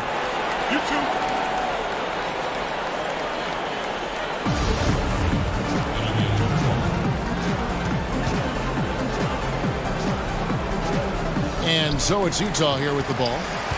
Jazz trail by 4. And Gobert kicks to Conley. Gobert double teamed. Conley finds Mitchell. Inside. Here's Gobert. Uses the glass to finish the layup. Gobert's got his second bucket tonight. Mark, a lot of young players in this NBA becoming top 10 players as they mature. Who are some of the guys you spot that are really going to make a mark? Well, they've already made a mark, and you anticipate it'll continue to be that way. Ben Simmons, Donovan Mitchell. I like Jaylen Brown in Boston, as well as Jason Tatum there. And clearly Zion Williamson has a chance to be really special. And the Jazz with possession here, following the bucket by the Timberwolves. Conley, the pass to Ingles. They double him with Russell. Mitchell outside. Shot clock at 5. Here's Gobert. Down it goes for his third basket in as many tries. And it's Towns with the ball. He'll bring it up for the Timberwolves. Tough loss coming against the Rockets in the last game they played. Yeah, tough game on the road. The guys are defending, obviously comfortable shooting in their own building. You've got to find a way to break their rhythm. Yeah, and it's not easy to do, much easier said than done, but they're capable of making it happen. It just comes down, I think, to will and desire. Here's what Utah's going with right now. Davis is checked in for Joe Ingles. George Niang comes in for Royce O'Neal. Jordan Clarkson, he's checked in for Mitchell. And it's Moutier in for Mike Conley. The Timberwolves need to get a shot off here. And it's going to be a 24-second shot clock violation. They turn it over. 43 seconds left in the first quarter. And here's Gobert. Really struggled in the loss against Oklahoma City. Clarkson finds Davis. Here's Niang. Here's Gobert. Trying to get open is Davis. And the shot goes in from Rudy Gobert. Gobert's got 8 points. No misses for him yet in this quarter. Solid as a rock. 1 second separating the shot clock and game clock. Now, here's Culver. Defended by Moutier. Reed. And that one clearly a foul. Gets the whistle and 2 shots coming up. Yeah, the defender all over. Greg, he got him good there. I mean, that's why the shot was so far off. The Timberwolves shooting their first free throws here for the night. And 75% on the season as a unit from the free throw line. Yeah, it's been a very frustrating season for them in that regard, guys. Here's Moutier. Taking a look at his stats, he's averaging around 7.5 points a game.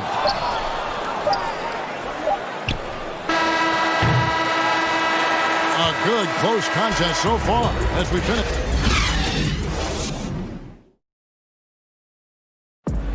One of the better two-way guards in the NBA, Mike Conley. He's one of my favorite players growing up. And you know, Conley, maybe not the size of Peyton, but Greg, he's always taken the challenge defensively. And you can see how much of an influence the glove had on Conley. He plays a lot like him on that end. And close game underway so far. We'll see if either of these teams can jump out in the second quarter. And what do you guys think about Minnesota here in this one? Well, one way to generate more offense, pound the offensive glass. That was the difference in the first. Oh, there's no doubt about it, guys. Without those second chance points, this game would have had a much different feel to it. Jordan Clarkson is out there with Moutier. And there's Davis. And it's Rudy Gobert. And it's Niang in at the 3 spot. That's the 5 on the floor for the Jazz. The Timberwolves working the ball around now. Count that one. And, you know, coaches will take possessions like that all day long. Phenomenal use of the screen there. There's the call on James Johnson.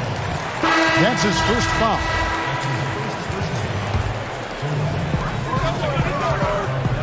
Gobert finds Moutier. Back to Gobert. Here's Niang. Defended by Towns. From deep three-point range, it's hauled in by Karl-Anthony Towns. And you look at how Towns is so effective on offense, and it's because he really has the entire package for a big man. Back to the basket, facing up, playing outside or in, off the bounce or on the catch. This guy can do it all. Here is Davis after the basket by Minnesota.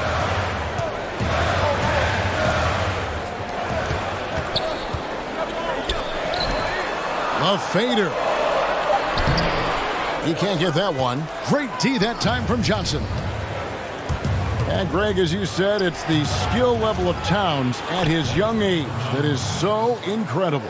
Very capable 3-ball shooter, but he likes backing you down on the block as well. You step back and look at what he can do for a team, and there aren't really any holes in his game. And Utah has possession. Following the bucket by the Timberwolves. Tries from 10. Karl-Anthony Towns with the rebound. Timberwolves leading by 6. Johnson kicks to Hernan Gomez. Pass to Beasley. Towns down low. Defended by Gobert. Shot clock at 6. And here's Hernan Gomez outside. The shot, no good. So Utah will take it the other way. Last time they met was in Minnesota, where they beat the Timberwolves. Yeah, and they picked up the win in their last game against this club, and really it was a parade to the free throw line. Yeah, did a really good job of drawing foul after foul. Very physical and rugged in how they perform. And it paid off. Yeah, the chemistry has been terrific. Really impressed with their offensive execution. You know, the defense, Greg, has really been kept off balance because of the outstanding passes. 4 straight field goals have been made off an assist. Now, here's Clarkson. Still getting warmed up offensively. No scoring yet from him. Niang passes to Davis. To end the drought. They grab their own miss. Here's Gobert. Johnson with some nice D. And typically he has the touch to finish when he's in tight, but not sure on that possession. So Utah going with an almost entirely new grouping. Joe Ingles, he's checked in for Gobert. Royce O'Neal comes in for George Niang. Mitchell, he's checked in for Clarkson. And Mike Conley subbed in for Mudiay.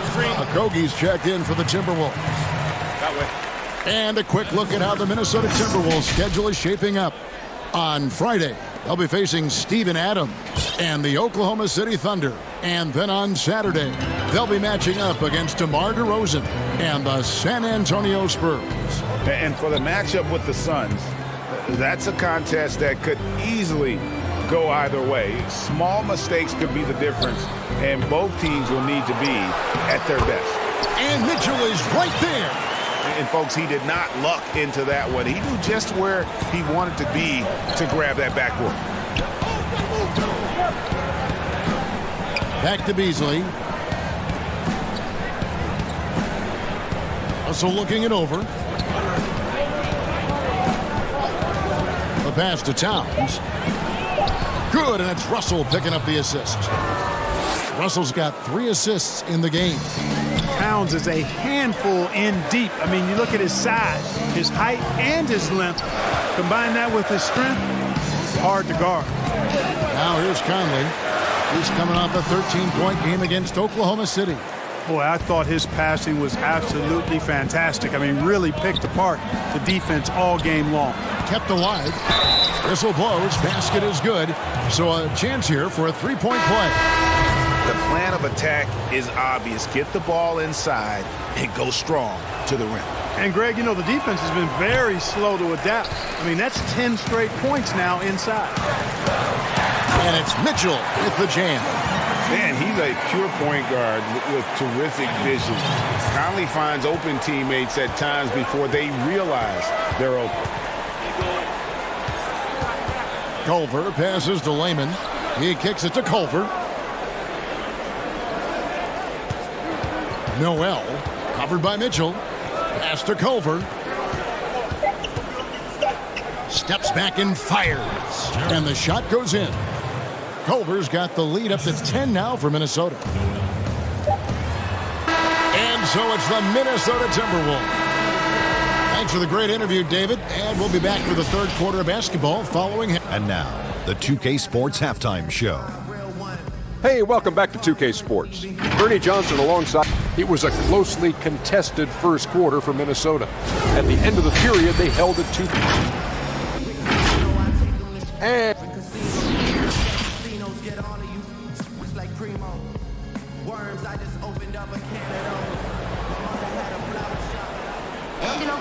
And if you're just joining us in this one, first half is in the books. 1 half to go. Rudy Gobert with a strong contribution so far in this one. You just love the patience in that first half. Waited until he got the look he wanted. Well, you know what, guys? It was all about efficient offense, not rushing things, taking your time, finding the best shot on every possession. On the court for Minnesota, they've got Towns. Russell is out there with Malik Beasley. And it's Hernan Gomez in at the 4. Goes up again. No good. Shot missing. And Minnesota will come the other way. They'll be off to Oklahoma City for a meeting with the Thunder after this one. 7-game road trip continues for them. That'll be game number 3. And so it's Minnesota with it. Good, and the assist goes to Towns. Gomez has got the first points of the second half up on the board for Minnesota. And one thing the Wolves have done well over the past few seasons, taking care of the ball. You know, they squeeze it well. Low turnovers can be a double-edged sword, though. If you don't make many mistakes, maybe you're not being aggressive enough. And so it's Minnesota with it. Michael Conley getting his 3 to go. Beasley outside. Passes it to Russell. Ron Gomez trying to break free. Offensive rebound. Russell finds Beasley. Here's Okogie. 5 on the clock. There's Russell with the 3. Rudy Gobert with the rebound. And you could tell he thought that triple was going to fall. Pass to Conley. There's the triple. Another miss by Conley. Only 20% from the field to start this half. To me, it looks like their opponent may have made some nice adjustments. Second chance points always hurt. Just not enough effort to block out. Hey, guys standing around spectating, I mean, you got to get in there and get tough. Now here is Conley. The scoring numbers have been solid for him. He's averaging just under 14 points a game. On the wing, Mitchell. Those 3-pointers off the mark. Timberwolves leading by 11. The pass to Okogie. And he's fouled pretty hard on that shot. And it looks like, yep, it's a coach's challenge on the personal foul. That triggers a replay review by the official. And I think when it comes to some of the more difficult calls to make, personal fouls can be tough. The action is so fast that it's really tough to catch everything in real time. The wonders of technology, Greg. We've seen replay reviews so effectively, and involving the coaches by being able now to challenge like this is something a lot of people have been hoping for. And so the word is in. They've decided that the call stands as it was made on the floor. And, you know, even if a coach still feels this wasn't the right call, you got to acknowledge the effort being put in to reviewing it. With double checking, and the game continues on. It's a +5 advantage for them in rebounding after that one. How about that one? Able to maintain control and finish the play.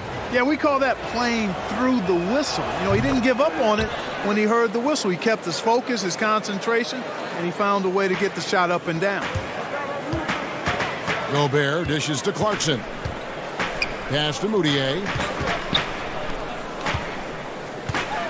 Gobert down low. Gobert double team. Here's Niang. The shot's good on the assist by Engel. Niang's got himself on the board with 3 there. Could have been much better defense. I mean, you can't give this guy any room to operate. In transition, here come the Jazz. Passes it to Hernan Gomez. The shot's good. Hernan Gomez has got his 3rd bucket of the night. And this is why coaches talk about playing with pace. The scoreboard tells it all. That really has been the difference. I mean, they've been the better team in transition. That's a double whammy, guys. That's right. A great defensive play, then the emphatic stuff. Well, turning defense to offense, we talk about it all the time. Try to hit your opponent at the other end before they can set up the defense. Pass to Reed. Takes the assist and lays it in. Picked out the pass nicely. And the Timberwolves lead by 19. And the young Timberwolves head coach, Ryan Saunders, son of former Minnesota coach Flip Saunders, about as great of a pedigree you could ask for as a young coach. Well, guys, you've heard me talk about the DNA when it relates to players. It's the same with coaches. I mean, Ryan has grown up seeing his dad coach at a high level, the late Flip Saunders, one of our favorites in the business. He spent his whole life around basketball, so he has a great way with players and a real good understanding of the game, too, a modern-day approach for a young coach. Here is Russell, following the bucket by the Jazz. For 3, Okogie. Gobert pulls it in. Gobert's got his 4th rebound with that last one here tonight. Plenty of daylight on that shot. Niang's got his 2nd bucket of the night. Timberwolves leading by 17. The pass to Okogie. Back to Russell. There's 37 seconds left in the 3rd quarter. Okogie misses. It's Gobert with the ball for the Utah Jazz. Following this one, they get to host the Pelicans. And that's game 2 of this string of 4 games played at home. The Timberwolves have gone 7 of 12 from the floor since coming out of the break. Layman gets the bucket. And not hard to see why they are giving up points on this run. Just too many good looks from in close. Here's Gobert. Kicks it to Ingles. From deep. From beyond the arc and then some. Ingles has got 5. In perimeter scoring, I have to imagine it was a topic of discussion at halftime. Certainly. I mean, they saw a weakness in the perimeter defense and took advantage of it. And so it's Minnesota in command. And now let's go back to a play from earlier as we show you our State Farm assist of the game. And I'm glad this was the pick because I love this pass. Such a great dish. That's what I call court vision. Yeah, and with the accuracy to go along with that vision. I mean, he put the ball in the absolute perfect spot. That's how you orchestrate it. And there may not be a lot of drama down the stretch as we head into the fourth quarter, but stranger things have happened. Our fourth quarter action underway, presented by Gatorade, all fueled up and ready to go. Let's reset the lineups. And so in the game for the Jazz, Mitchell is the 2 with Ingles at the 3. Then it's Conley, and it's Rudy Gobert, and it's Niang in at the 4 spot. Yeah, way to play in attack mode and get to the line. And, you know, the defense gets their money's worth on that foul, stopping the layup and not giving up the and one. Clark, you were such a terrific athlete growing up, and it must be fun for you watching your kids and soon your grandkids go through their athletic journeys. It really is one of the great blessings and treats of my life to see our kids grow and develop as people, but also to enjoy different sports. Our boys played basketball and soccer, and our daughter played volleyball, all played in college at some level. And so it is great. Anytime you see your kids find their lane, enjoy running in it, and do well in that lane, it's joy indescribable. Attacking in transition, the most consistent way to generate easy looks.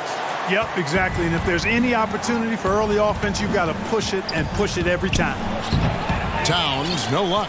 Very surprising that he came away empty there, especially given room to operate. And that'll be 2 free throws coming up. Officials on the call with the foul.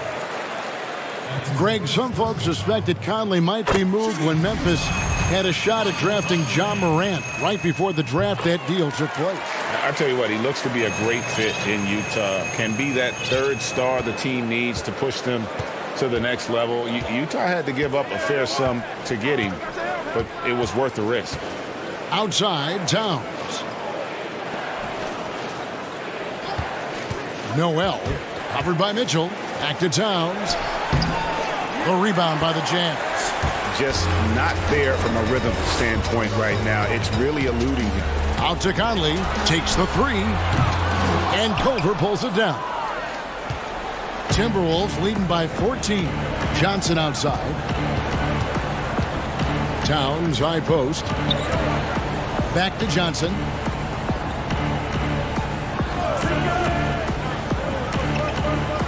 Six on the shot clock.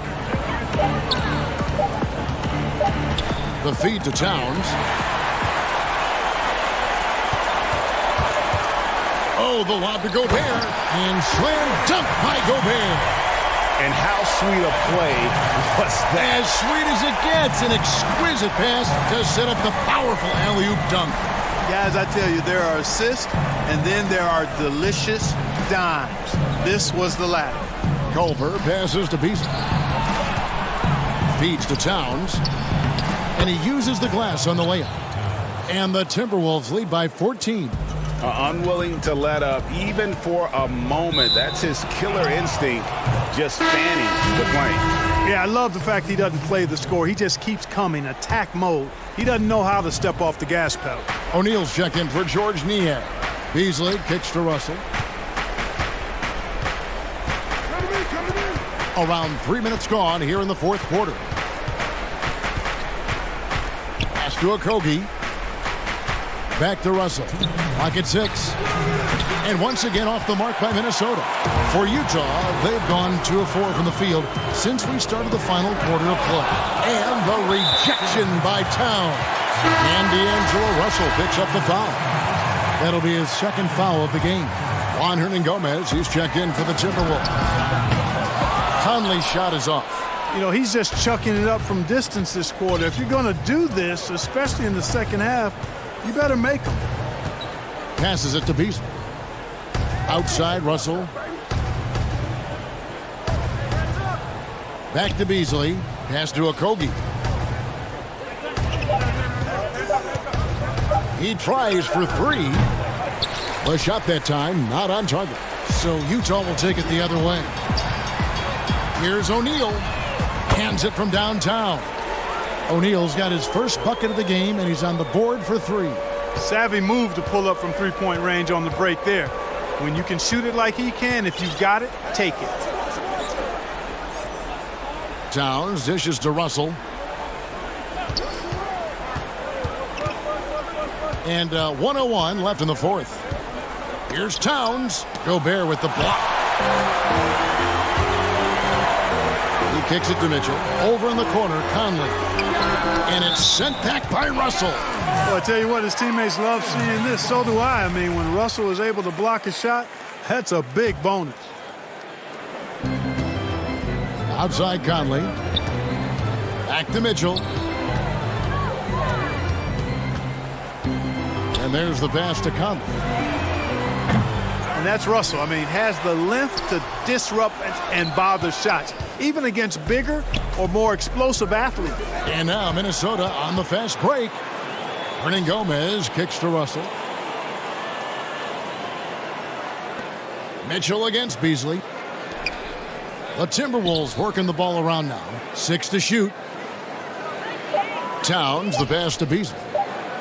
Over Mitchell. Good D by Mitchell. Pass to O'Neal. Here's the three. The shot's good on the assist by Ingles.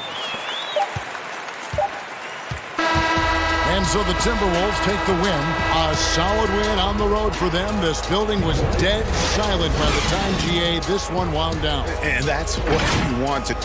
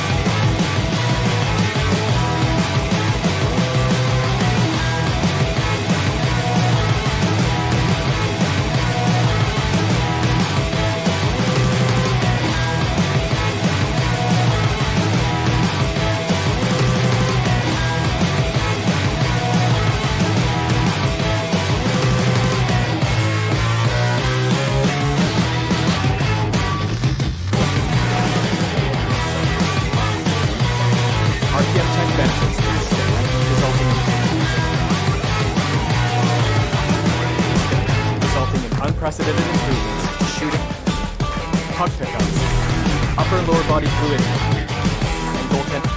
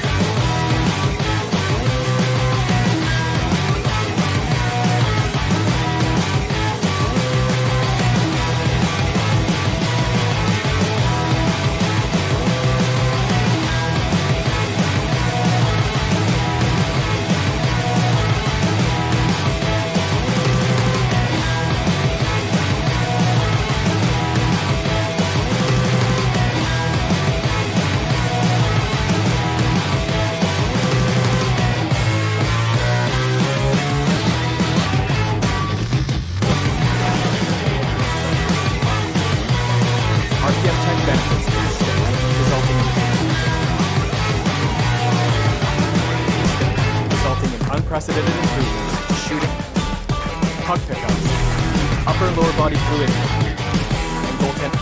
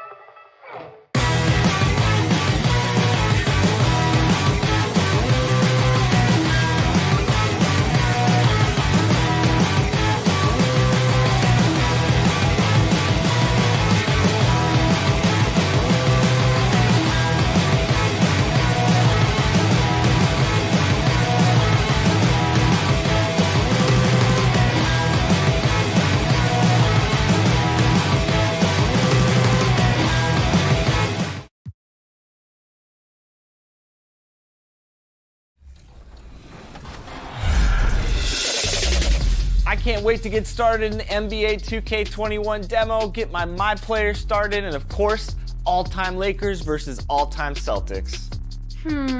Just out of curiosity, Chris, who has more championship rings? Yeah, I was going to talk about the Lakers, but then you bring up that argument, and I really don't have anything to say about it, unfortunately, so. The always busy and popular East 4th Street here in Cleveland. Our setting today is, now it's headed down to David. He is doing a great job. Thank you, DA. And checking out Utah's opening lineup, Conley and Mitchell, the talented backcourt pair. Inside, we have Ingles and Gobert. And it's O'Neal in at the 3 spot. And for the Cavaliers, Garland and Sexton man the backcourt. Ashman and Love are the forwards.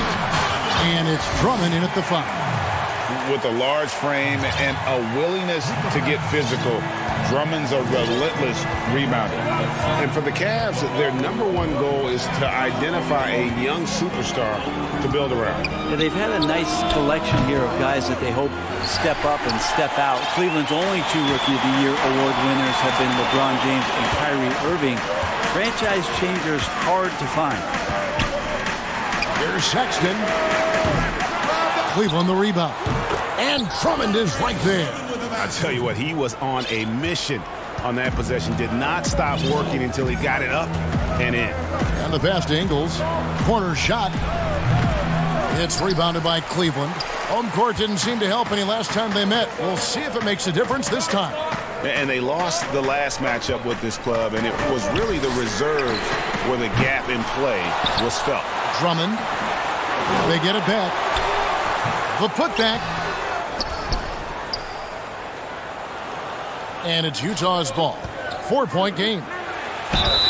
And foul on the shot, so he'll get a chance at the line. Utah shooting their first free throws.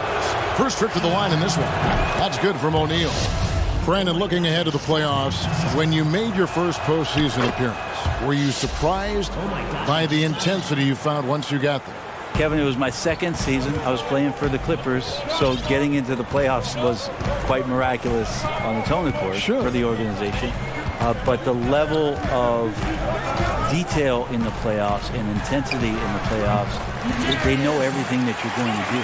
And we were playing against the Utah Jazz, which at that time... Some pretty good players. Yes, Karl Malone, John Stockton, Jeff Hornacek, the great Jerry Sloan as the head coach. It was a wonderful experience, but you understood that the playoffs were different. Absolutely something different in terms of the intensity and what it is that team knew about you. It's a hand on it, and Love with his second chance points. Yeah, I know Kevin Love has slimmed down through the years, but the fundamental part of boxing out and using his body is not something that he's lost. Took him no time at all on that one. A great idea to get your secondary scorers involved early. This helps keep everybody engaged. Yeah, and he's so-so from there, but when he's hitting from deep, it's a big confidence builder. Garland kicks to Osman. He dishes it to Garland. Shot clock at 6. A putback. Rudy Gobert with the rebound. And so Gobert will bring it up for Utah. They trail by 1. They now take the lead. So the Jazz, their last game, a loss to the Thunder in Oklahoma City. Love outside. Sexton deciding where to go with it. Over Ingles. The shot by Sexton, no good. For Utah, they've gone 3 of 5 shooting the ball so far. Mitchell finds Ingles. Out to Conley. Pass to Mitchell. There's the 3. It's rebounded by Cleveland. Drummond's got rebound number 5 here tonight. Well, you look at the former All-Star Andre Drummond and the way he rebounds, Greg. He might be the best in the league in that department. I mean, few players in the history of the league can go off for 20-plus rebounds on any given night. Drummond's one of them. Attacks the glass on the offensive end so well. His offensive rebounding, for me, sets him apart. Back to Love. Buried from 15 feet out. Love's got his second bucket of the game to go. Precision shooting off of the pass. Love takes no time letting that one go. And Gobert kicks to Mitchell. Shoots the three. The rebound by Kevin Love. Love's got his 4th rebound with that last one here tonight. Pass to Garland. The basket good off the assist from Sexton. Garland's got his 2nd bucket of the night. Sexton working the ball to a teammate. That's what you want to see from him. Mitchell outside. And Utah again with the bucket. Just such a well-rounded offensive player. He's got a little bit of everything. Drummond finds Sexton. Here's Osman. And he banks in the layup. And there's a pattern starting to take shape here. They're working it inside and getting good shots from close range. We've got a 9-second difference between the shot clock and the game clock. And close to making the defense pay for the lax coverage that time. Passes to Sexton. Over Mitchell. Misses off the left iron. Things are going south right now. This is not the type of shooting that his teammates expect from him. Gobert, the pass to Ingles. And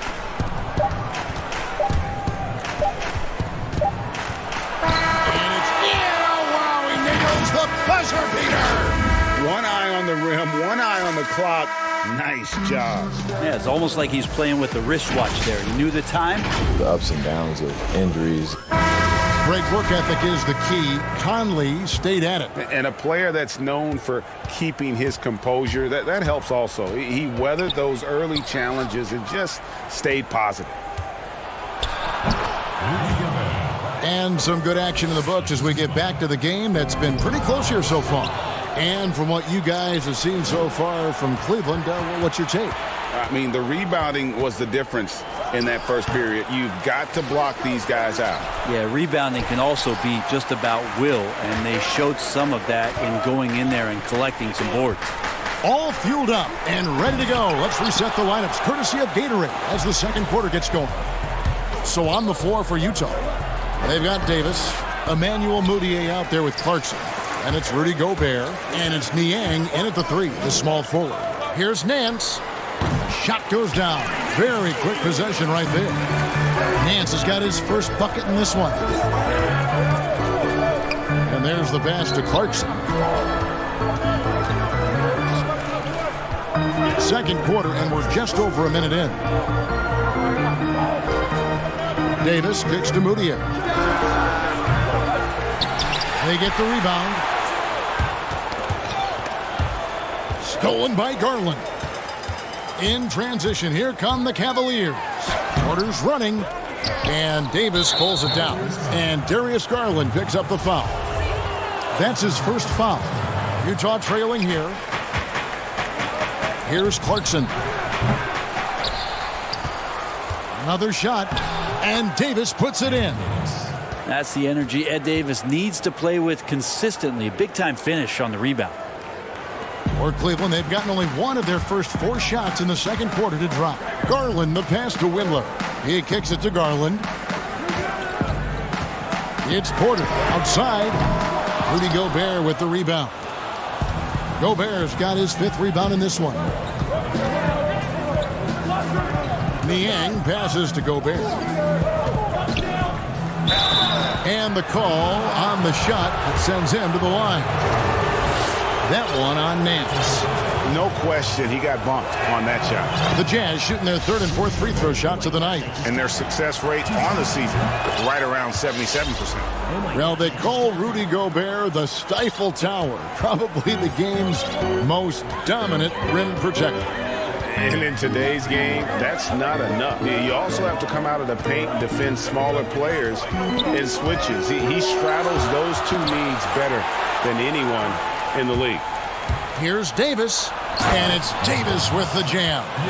Well, this is what you love to see out of your bigs. Davis shows up big time in the speed department in the open floor. Now, here's Garland, defended by Mudiay. Here's Windler, and the 3 ball is good. Windler's got himself going there, his first points of the game on the deep ball. Maybe he's not one of the elite sharpshooters, but even still, that's not a shot that D can afford to give him. Moving it up, it's tipped. Moutier with the ball. Now guarded by Porter. Finished off the break. And the Jazz lead by 3. Precision pass from Moutier to get his teammate a good look there. Here's Porter. Gobert with the block. And they're able to recover. Here's Windler. The rebound by the Jazz. And guys, you've heard of overpassing. Well, that shot was an example of underpassing. Maybe they can find a way to establish some rhythm in the next few possessions with the extra pass. Gobert dishes to Clarkson. The second chance effort. The basket counts and 1. He'll go to the line with a chance to make it a 3-point play. Well, if you're giving up that much height, the only thing that you can do as a defender is to foul him. And the Cavaliers will go with a different look here. Drummond's checked in for Tristan Thompson. Love comes in for Larry Nance. Cedi Osman, he's checked in for Porter. And it's Sexton in for Garland. Utah also making some changes. Royce O'Neal's checked in for George Niang. Mitchell comes in for Clarkson. And it's Mike Conley in for Moutier. It's stolen by Davis. Fast break. Here come the Jazz. Here's Mitchell. And it's Mitchell with the jam. Excellent on both ends of that play. Yeah, the steal was sharp, but the slam topped it off. And we say it time and time again, so I'll repeat it. Have to be careful with the ball, or this is what happens. Here's Gobert. He makes another one. That's 4 up and 4 in to start his game. And right now, they're just focused on putting together good possessions. Yeah, that's exactly how they got the lead. They ended up having multiple possessions in a row with good quality shots, knocked them down, and the game is fully in their control. Here's Drummond, and just miss after miss right now. And that's how you want to see defense play. Got right up in his face to bother the shot. That's going to make any scorer uncomfortable when you get that aggressive. Ooh. Oh, inflicting some punishment with the two-hand flush. They're going for the throat. Got to be cautious around Sexton. He's very good at seeking out contact and did it there. The Cavaliers shooting their first free throws tonight. The first trip to the stripe in this one. Free throw good, Sexton. He hits both from the stripe. Now you can tell he's feeling confident right now at the line, and when he's on, he can be lights out. Conley, the pass to Davis. Kicks to Ingles. Here's O'Neal. And the 3 off target. And so it's Utah with a 10-point lead. Some breathing room heading. Okay, David, much appreciated. And now time for halftime. So we'll be back in just... It's the 2K Sports Halftime Show. Hey, everybody. Utah found themselves in a close game in the first. Their largest deficit of the period. And that'll do it.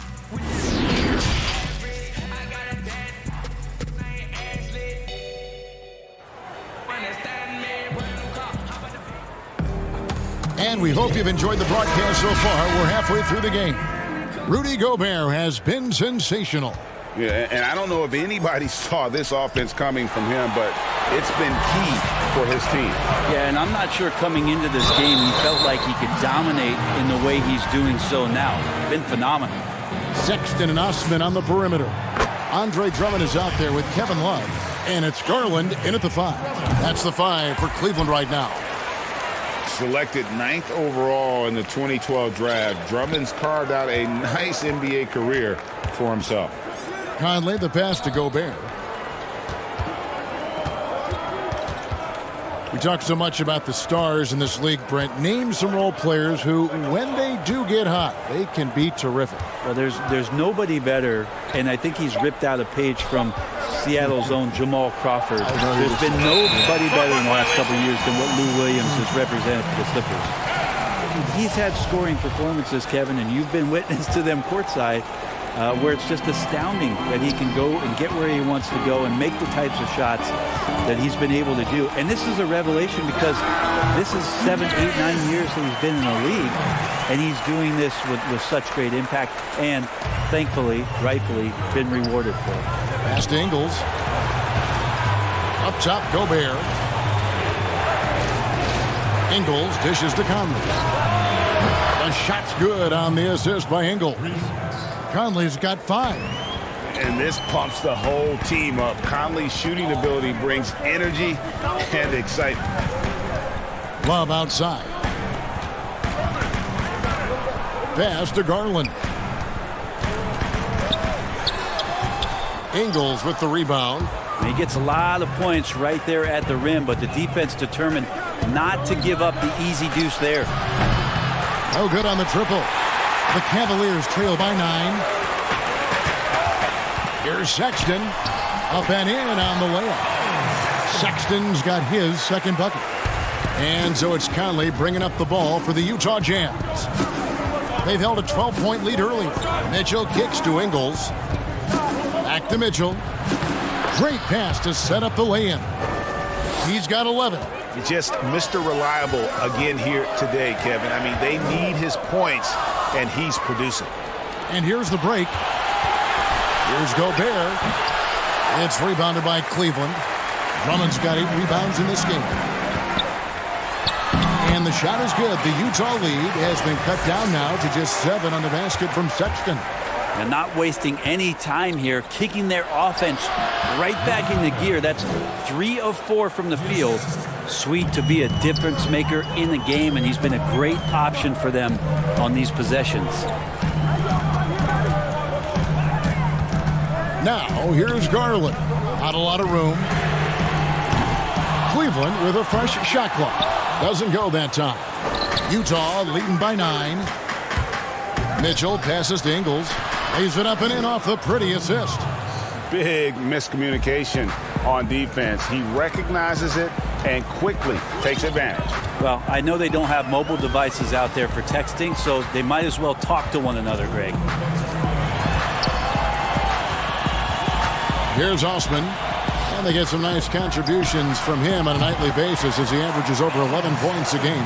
Maybe the halftime break was good for him, allowed him to step back, calm himself down, get himself in the right frame of mind, and now shots are falling. Gobert down low, working on Love. Puts it up from 12. The shot comes out, and Cleveland the other way now. They'll be off to Charlotte for a game against the Hornets. Hit the road with that, the first of a 5-game run. Passes it to Sexton. The offensive rebound, and Drummond is right there. Pursues the offensive glass with purpose. Drummond knows who he is, and boy, does he attack it. Mitchell kicks to Ingles. A three-pointer, no good. The Cavaliers trail by 7. And it's Love penetrating. Here's Drummond. Throws it down as the official calls the foul. It may be a three-point play. It's going to be on Rudy Gobert. That's what he gives you, a big-time presence on the glass. And you know what, Greg? Once he gets his hands on it, he's not even thinking about kicking it out. Oh, his competitiveness right now is why the teammates love him. The Jazz making a switch here. Davis is checked in for Gobert. George Niang comes in for Royce O'Neal. Jordan Clarkson, he's checked in for Donovan Mitchell. And Emmanuel Mudiay subbed in for Mike Conley. He hits the second from the line. Jazz leading by 4. Now the pass to Clarkson. Back to Mudiay. From deep, Ingles drills the three-pointer. Ingles has got 5 points now in the quarter. Yeah, how about the percentage they're shooting from beyond the arc here in the second half? Second chance shot and contact on the shot, so he'll be shooting free throws here. The defender's trying to get aggressive because when Larry Nance Jr. gets into that area, he becomes problematic. And they came out of the locker room after halftime with a much more physical approach than what we saw in that first half. Here's Clarkson. Here's Davis. He kicks it to Clarkson. Pass to Mudiay. Here's Niang. Another shot. The basket good off the assist from Mudiay. Mudiay's got 3 assists tonight. And not quite as aggressive from outside as they were in the first half. Sticking to the high percentage shots, playing smart with the lead. Thompson shoots such a high percentage on the inside. Most of his shots coming around the rim. Off the inbound, and it's Mudiay getting it to go. Moutier's got his first basket. Terrific movement off of the dead ball situation and a great play to get the bucket. And so it's the Utah Jazz heading to the bench with a 7-point lead as we wrap up the quarter. They're pounding the ball inside, and that's where they've gotten their best production tonight. We'll get right back to the action when we return. Fourth quarter of action is upon us. Thanks as always for joining us. And Utah looking at who they've got to start the fourth quarter. They've got Davis. Clarkson is out there with Emmanuel Mudiay. Then it's Joe Ingles. And it's Niang in at the 4-man position. To the inside, Davis lays it in without an inch of room around him. And the Jazz lead by 7. How many times have we seen a possession like that from them today? Ending with a basket, coming off a pretty pass. Here's Windler. Rebounded by the Jazz. Davis has got his 7th rebound here tonight. No one near Mudiay as he lets it go. And the Jazz, another 3. When Mudiay starts to stroke it from the outside, he's got him on a string. Porter, no luck. And it's Davis with the ball for Utah. Following this one, they get to host the Pelicans. They start a 3-game homestand with that game. Niang, no good. The Cavaliers trail by 10. Nance passes to Porter. Back to Nance. Cleveland moving the ball around. Drummond finds Porter. Here's Windler. Defended by Mudiay. Clock is at 3. Thompson. Davis with some nice D. And the pressure he put on that shot forced the miscue. Those are all the little things about effort there. He just gets out there and contests, and that's just enough. And thus far, they've managed to overcome an off game from him offensively. And defensively, they're on their heels every time the ball comes inside. Pass to Mudiay. Out of bounds, Cleveland takes possession. And here's what the Cleveland Cavaliers schedule looks like. On Friday, they'll tip off a road trip in Charlotte where they'll take on the Hornets. And then on Saturday, they'll continue the road trip heading out to Atlanta to take on the Hawks. And for that matchup with the Magic, you know they want to come out and make a big statement in that one. It won't be easy, but anything can happen. And Thompson kicks to Drummond. Porter looking it over. The rebound by the Jazz. And with him struggling tonight, they need to find some other options out there to keep themselves in the game. Mudiay with the basket.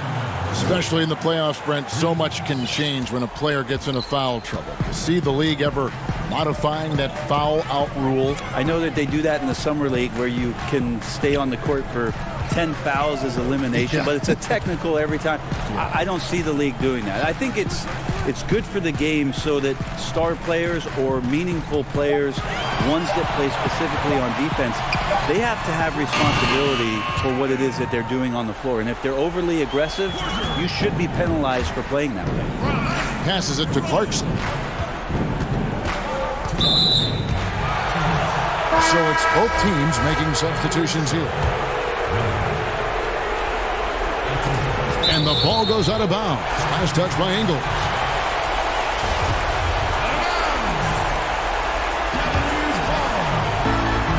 .158 left in the fourth quarter. Garland with it. Here's Sexton. No good with the triple. Now, here's Ingles. He's guarded closely. Mitchell kicks to Conley. To the paint. Now, here's Ingles. Defense right on him. And there's the whistle. 3-second violation. The Cavaliers trail by 9. 124 left to play here in the fourth. The shot by Sexton, no good. That's another just bad decision on a night full of those. His shot selection tonight has been questionable at best. And Utah turns it over again. Yeah, and I think he was surprised to see that pass coming his way and just really reacted too late. Now, here's Garland. Covered by Conley. Garland, the pass to Sexton. The pass to Osman. The Cavaliers again can't hit. For Utah, they've gone 3 of 5 here in the fourth quarter. Pretty good numbers coming out of the break. And he makes that one. And the Jazz lead by 11. And once they smelled blood in the water, you could see the killer instinct take over. Yeah, up until that point, a competitive game. But once they broke through that barrier, it was all them. Complete control. Mitchell dishes to Ingles, and Sexton over to help, and stolen by Drummond. Guys, let's just go ahead and call this one. It's over. Do you want to keep expending energy, or do you want to start thinking about the next one? Traditionally, that's how you want to finish the break, right at the rim. Yeah, anything other than a layup in that situation, probably disappointing. Had numbers, took advantage. Mitchell outside. Releases. Offensive rebound. He's off on that one. Here's Sexton. Leases one from 3. Sexton with a shining moment here. Tries it from 19. Misses the shot. And so it's Utah who's straight by with a win. A narrow win under difficult circumstances, Greg, as the visiting team.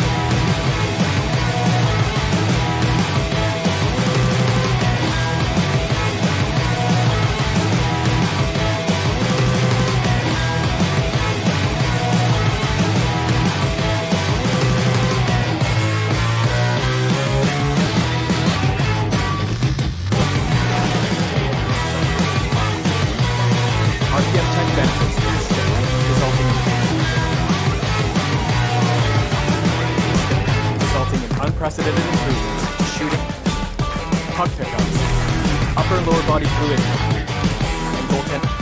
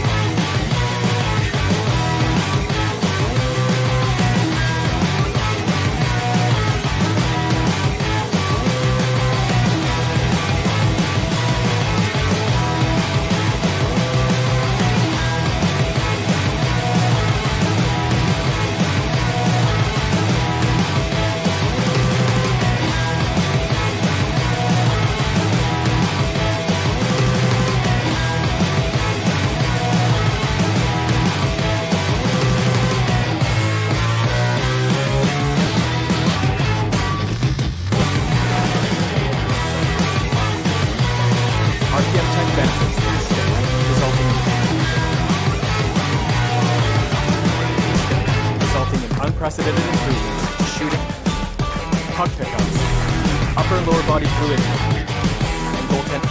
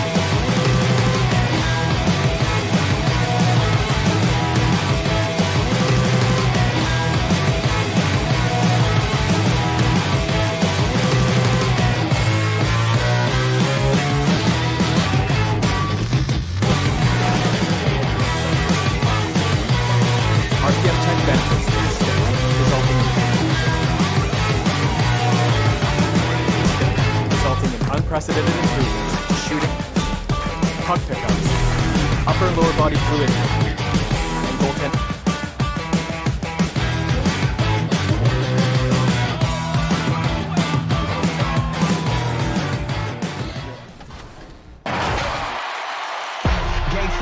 Hang time, moving the plug in the power, ayy. Came with a charge in my alley, ooh. Charge it again like it's credit, your team crowd need to edit, yeah. I see face and credit, hold up, ooh, that's dead. Need a minute, need a plan to revive, let's get a shot pressing. Nice say what I said, they got like 20 moves and like 100 problems.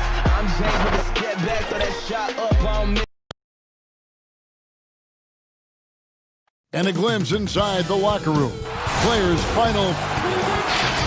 And here's a look at some numbers for Beasley. In the last 5 games, you can see the trend upwards for effective field goal percentage. And it shows you how confident he's playing right now. Here's the starting group for the Cleveland Cavaliers. Garland and Sexton man the backcourt. Ashman and Love are the forwards. And it's Drummond in at the 5 down low. And for the Timberwolves, they've got Karl Anthony Towns. Russell is out there with Malik Beasley. And it's Hernan Gomez in at the power forward. And it's Russell with the ball. He'll bring it up for the Timberwolves. What I love about Colin Sexton, guys, is he's super aggressive. He knows speed and athleticism are his advantage, and he makes great use of both of those things. Boy, that's fast break basketball at its absolute best. Outstanding assist to finish it off. Top of the key, Russell. The Timberwolves working the ball around now. Beasley with a clean look, sinks the three-pointer. And the 8th pick back in 2018, Sexton with all the physical tools, Doris, you look for at the point guard position. Yes, Kevin, but like most young players, there is still a lot to learn for Colin. Some of his vets were not shy about saying that early on. This young man has got time. He's got to put his head down and go to work. Rebound by Okogie. They're 1 of 4 here to start, looking to get into a flow offensively. And good that time. Boy, nobody between him and the basket on the break, and the pass was right where it needed to be. There's Garland. Hits the three-point bomb. And good to get him going early. That shot should give him some confidence. It's all about mindset out of the gate. If you're aggressive and they give you room, go ahead, let it fly. Here's Okogie. He's averaging just around 8.5 points a game. Back to Hernangomez. Clock at 6. It's Drummond with the rebound. Cleveland's gone 1 of 2 from long range in the first quarter.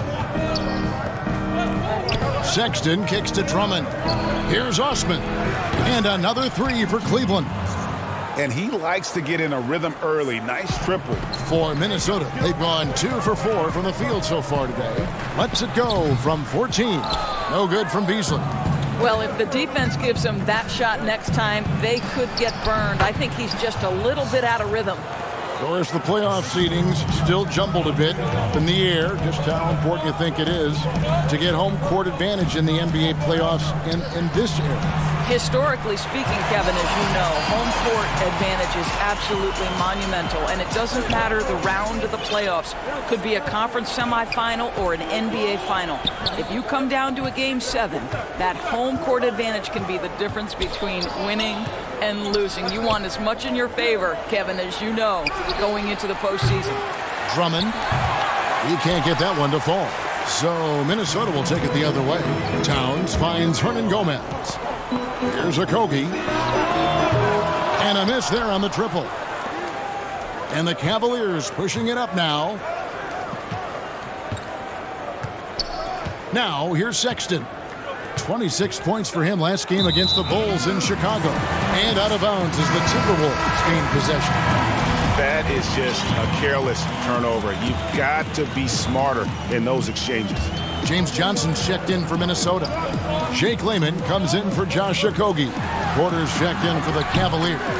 Towns with the bucket. I'll tell you what, it's hard to stop Karl Anthony Towns when he's looking to score. He's got every trick at his arsenal. On the wing, Porter. Shoots. Trying to get open as Johnson. Once again off the mark by Cleveland. And so it's Johnson who brings the ball up for the Timberwolves. They trail by 1. And that one's good. Towns. On the catch and shoot, just so relaxed. Almost looks like Towns is playing a game of horse out there. And here's Love. After the three-pointer from Karl Anthony Towns. The pass to Garland. Will it go? Good on the jump shot. Garland's got 5 points so far. Pick works well there. Not much resistance from the D. It takes incredible effort to stay connected to the hip of the offensive player. You've got to want to work. Well, defensively, if you allow him to get this close, you're playing with fire. He just happened to miss that one. Towns wide open. Misses the 3. Cavaliers have gone 5 of 12 from the field since the opening tip. Here's Sexton, and he floats in for the easy 2. Credit the assist on that one. Well, Sexton showing that he's more than just a jump shooter. Very comfortable on the interior against size. Johnson, the pass to Layman. For 3, Beasley drains the three-pointer. Beasley's got a pair of threes now in the first quarter for the Timberwolves. Porter finds Love. And he can't answer back. The three-pointer offline. Here's Russell. Well, it's been an aspect of his game he's been criticized for, but you have to love the defensive effort to challenge. Well, it's been a high-scoring competitive game through the first quarter of play. Timberwolves lead by 1. Stay with us as we get set to bring you the second quarter right after this. And if you're just tuning in, it's been a pretty even game through the first quarter. And let's quickly break down the game we're watching with the Timberwolves, guys. I know it's early, but all those three-pointers, boy, do they add up. And that's what has them ahead in this game. Their floor spacing has been just tremendous. So on the floor for Cleveland, Nance and Thompson are up front. Then there's Colin Sexton. Then it's Porter. And it's Windler in at the two-guard spot. Porter kicks to Nance. Back to Porter. Fires from deep. Windler with the bucket. Windler's got his first 3 points of the game. And an eye for an eye. Both teams working to stretch the floor. Well, that three-point shot just gives you so much room to operate on the offensive end. And finished off by Porter. Just focusing on the task at hand. That's all you can do. Boy, the tide is running one way and then shifts back in the other direction. I've lost count of how many lead changes we've had here tonight. And let's check out the stats for Johnson. He's been more than solid over the last month. He's putting up about 12 points a game, 4 rebounds, and 3 assists. And he gives them a nice rotation on the front court. He is a quality reserve. Well, the one thing you can't teach is size. He's not as developed skill-wise as some guys, but certainly a valuable backup for this team. Both shots good from the stripe. And we're starting the second quarter, about a minute gone. Sexton with it. He's got 6. Out of bounds. Minnesota takes possession. Elected with the 8th pick back in the 2018 draft, Colin Sexton, the main reward for the Cavs, Greg, after the Kyrie Irving trade. Sexton wearing the same number 2 jersey as Irving doesn't feel the need to measure up to expectations created by Kyrie. Cavs fans, though, hope he does. Okogie's checked in for Jake Layman. And that one's good. Osman. And they're not afraid to let it fly from deep. They're looking to extend their lead with the 3-ball here in the second quarter. Pass to Culver. Here's Okogie.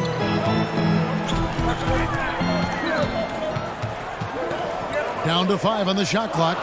Porter with the steal. Osman the pass to Nance. Cleveland moving the ball around. Bangs home the trifecta. And now a 5-point Cavalier lead. It always helps to have a big who is willing to find open teammates. Larry Nance proving how unselfish he can be. Passes it to Reed. Over Thompson. And Thompson sends it back. Porter kicks to Osman. Nance passes to Windler. Back to Nance. Here's Osman. He's guarded by Johnson. There's Porter with the 3. Cleveland with a fresh shot clock. Tries yet again. Nance, no good. The defense ready for him on that possession. They had to be because he is so strong in the paint. Pass to Culver.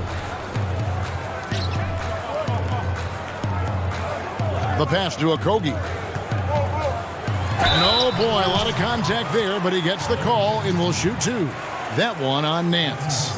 And Doris last season, rookie Josh Okogie ended up contributing more than the franchise thought he would. Yeah, he was terrific as a 3-and-D player for the Wolves. This guy could end up being the steal of the draft, sort of in that Robert Covington mold. And the Cavaliers making a change here. Garland's checked in. 3 minutes of action so far in the second quarter. Here's Nance. He's now 1 for 2 with that bucket. They've settled into a nice groove offensively here in the second. Beasley finds Russell.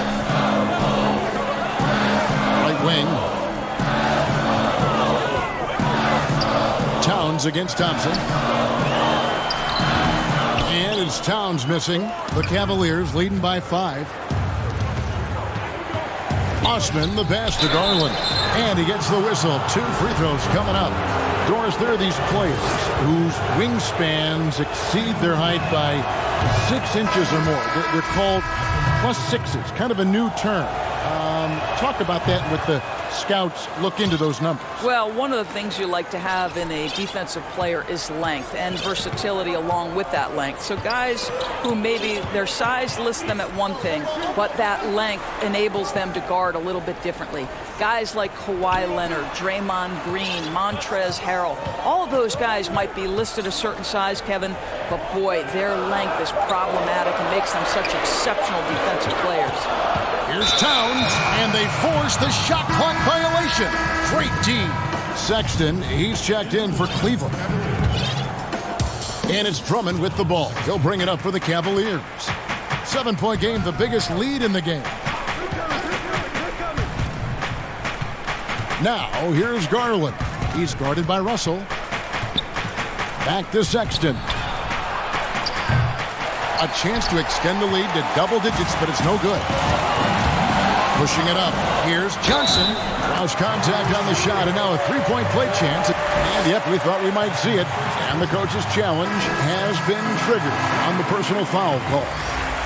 And I think when it comes to some of the more difficult calls to make, personal fouls can be tough. The action is so fast that it's really tough to catch everything in real time. The wonders of technology, Greg. We've seen replay reviews so effectively, and involving the coaches by being able now to challenge like this is something a lot of people have been hoping for. And so the word is in. They've decided that the call stands as it was made on the floor. And, you know, even if a coach still feels this wasn't the right call, you got to acknowledge the effort being put in to reviewing it. The double checking, and the game continues on. And it just seems that every pass they make is leading to a score. Just great ball movement. Pass to Towns. Down low and stolen by Love. A solo fast break for the finish. A huge slam, the perfect end of the fast break. Well, stepping up the defensive intensity. How about Kevin Love being committed and getting a steal? Nicely done. It's Beasley on the wing. 2 seconds separating the shot clock and game clock. And no need to rush this. Let the clock run down. Well, it's trying to close the quarter strong. And by that, Greg, take a great shot without giving them an opportunity for another one down the other end.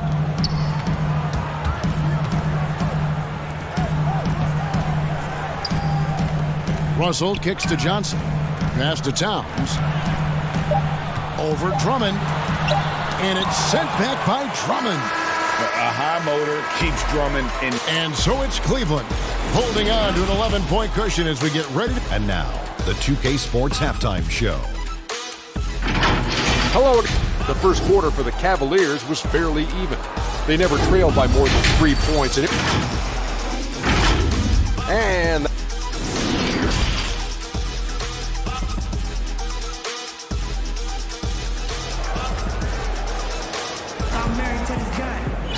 And as we dive into the second half, we'll find out if the next 2 quarters are any different from the first 2.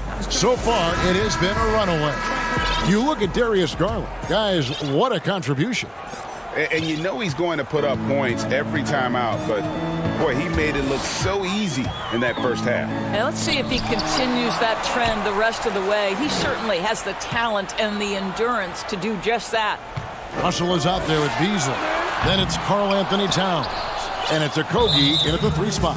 So that's the lineup for Minnesota. And they've only got a slight edge on the boards, but it just feels a lot bigger. Obviously, times have been quite tough lately, but you have to think back to Cleveland's first and only title in 2016. LeBron's second season back in the city, and boy, did he deliver on his promise. Just 5 on the clock. The open look here for Sexton. They have yet to hit a shot, a real slow start here in the second half. Here's Hernan Gomez, and he makes the bucket, gets the whistle, and now a 3-point play chance here for him. And that was an incredible year back in 2016. Of course, Draymond Green in that series suspended for Game 5. Doris changing the momentum. Amazing to think, Kevin, how quickly things can shift and change in the NBA. Credit the Cavaliers.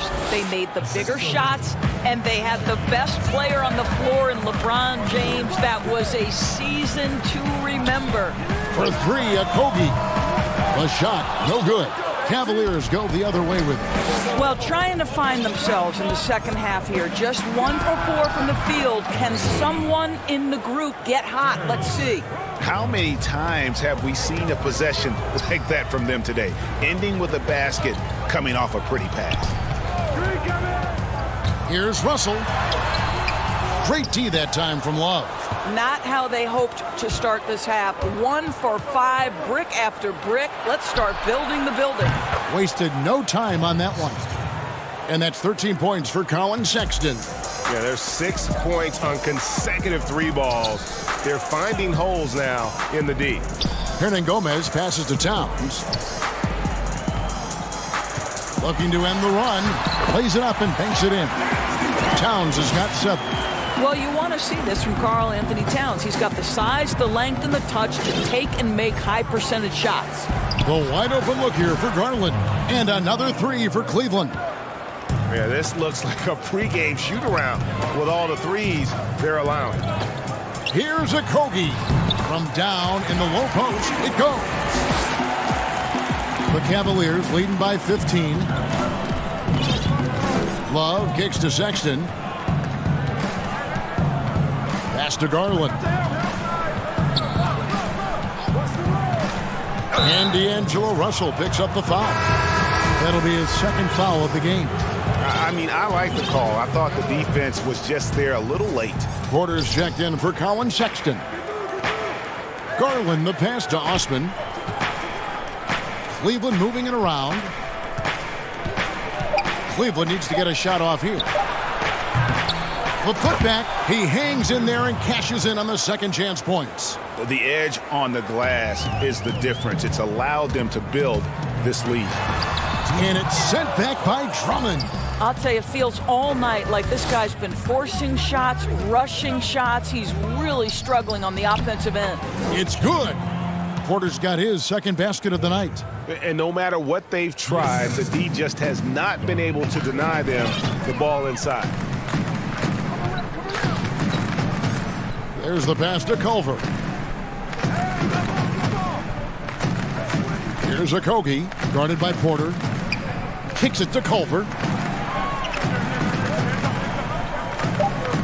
The Timberwolves need to get a shot off here. And the basket by Okogie. How about the recognition from Culver? Terrific at realizing when the defense has broken down. That's tipped. And now the fast break. Garland with the ball. Love wide open. He fires. Cleveland the rebound. What an effort to get the tip in. Just wanting it a little bit more. Timberwolves trail by 18. Pass to Culver. Passes it to Hernan Gomez. Here's Okogie. Dishes it to Culver. From deep, Hernan Gomez. It's Drummond with the rebound. Drummond's got the glass covered here tonight. 11 boards for him. And after really leaning on that three-point shot in the first half, seeming like they're just getting away from it here in the second. More of the shots coming from the interior. And the basket by Okogie. And that's his second triple of the half. None for him going into the break. Now 8 seconds separating the two clocks. Love outside. Pass to Garland. Back to Love. Oh, and that one had the right spin on it, and it is good. Love's got his first 2 points. Well, this is showing off that Kevin Love is a complete offensive player. He can drain that mid-range with regularity if that's what you give him. Here's Garland. That 3 off the mark. And so it's Cleveland. Feeling good about their 17-point lead heading into the break. They've been putting on a clinic in the paint. Shots are falling with regularity. And a worthy candidate tonight as we take a look at our State Farm assist of the game. And the definition of teamwork right there, guys. I mean, what great communication between them, and what a beautiful feed. And, Greg, nothing better than chemistry, right? Working together to create a bucket. And there have been 2 very different performances from these teams today as we get going in quarter number 4. On the court for Cleveland, Nance and Thompson are up front. Then it's Porter. Then there's Garland. And it's Windler in at the 2 spot. 6 on the shot clock. Now the pass to Garland. From deep 3-point range. And Lehman pulls it down. Timberwolves trail by 17. Here's Culver. Takes it off the glass. We hear this a lot, Doris. The great offense always beats great defense. Think that's true? I do, Kevin. I think obviously a defender is usually in reactionary mode. It's the rare defender who is dictating to the offensive player what they want to happen. So imagine trying to impact LeBron James as he's playing in the open floor with a head of steam. Like, good luck with that. Yeah. And so it's Russell with it. He'll bring it up for Minnesota. It's off to Oklahoma City for him after this game, so they have the Thunder to look forward to. That sets off a 5-game tour for him. Pass to Hernangomez. Also looking it over. He dishes it to Beasley. And the ball's tied up, so we'll have a jump ball.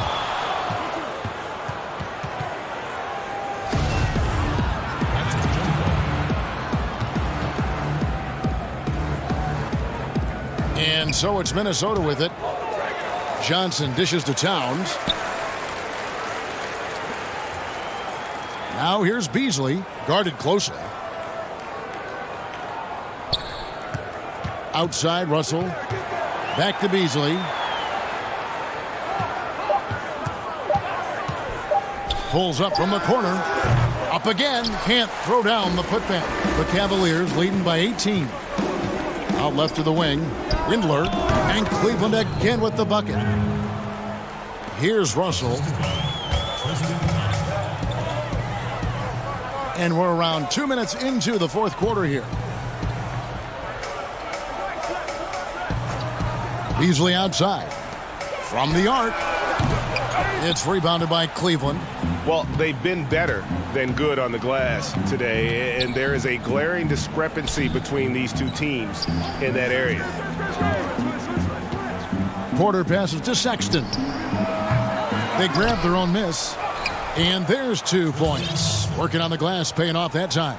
Yeah, I think the activity level that Tristan Thompson plays with on missed shots is something every NBA player can learn from. They get it back. Towns. And that time, also a missed shot. Cavaliers have gone 3 of 5 here in the fourth quarter. Pretty good numbers coming out of the break. Here's Windler. He's guarded by Johnson. Back to Sexton. Offline with his 3. Timberwolves have gone just 1 of 6 in the field to start the fourth quarter. A bit of a slowdown for them right now. They swipe it. Porter kicks to Nance. Wing shot on the way. Basket counts. A minute 50 left in the fourth quarter. Some tough offensive sets. They want to turn it around. Yeah, right now you just need a bucket to get some momentum. Scooped up. Johnson lays it up off the glass. Boy, the work ethic on the offensive glass just refuses to give up on that possession. Sexton, the pass to Windler. Back to Sexton. And taken away by Johnson. And the Timberwolves call timing. They're trailing by 22. We've got 1:28 left in the fourth quarter. And now let's present our Jordan Player of the Game, Andre Drummond. And as you'd expect, he's done most of his damage in that low block. I mean, that was the game plan, to get it to him in the paint and just let him go to work. And boy, has the big fella delivered. He has just killed them down low. He's been their pulse tonight, the player who's guided them to the win. And it's a win they needed coming off a loss in their last one. Vanderbilt, the basket good off the assist from Evans. Vanderbilt's got his first bucket of the night. And so it's going to end up in the record books as a blowout, a dominating performance for the Cavaliers. It was a standout performance across the board. I mean, it was like watching a cat play with a mouse. They were able to do more or less whatever they wanted. And a milestone win for the season. This will push their victory total to 20 wins even. And bragging rights between these teams were on the line today, and they put in some very good work. to earn them. The one player that really stands out, of course, in this one, it was a dazzling game for Andre Drummond. Boy, I think he made his presence felt in the paint more than anywhere else. This guy's rebounding numbers were outstanding. He controlled the glass. In the corner, Bell with it. Passes it to Osman. Puts up a three. That one, no good. And Minnesota now the other way. Not watching the line there. That'll be a backcourt violation. And you could see what he wanted to do there, but that was a tough giveaway. And I think the intention doesn't always equal the result. Wrong play, wrong time. Pass to Garland. And he could not get that one to go. Out of contact, and he'll go to the line for two. First free throw is good. And so he hits both.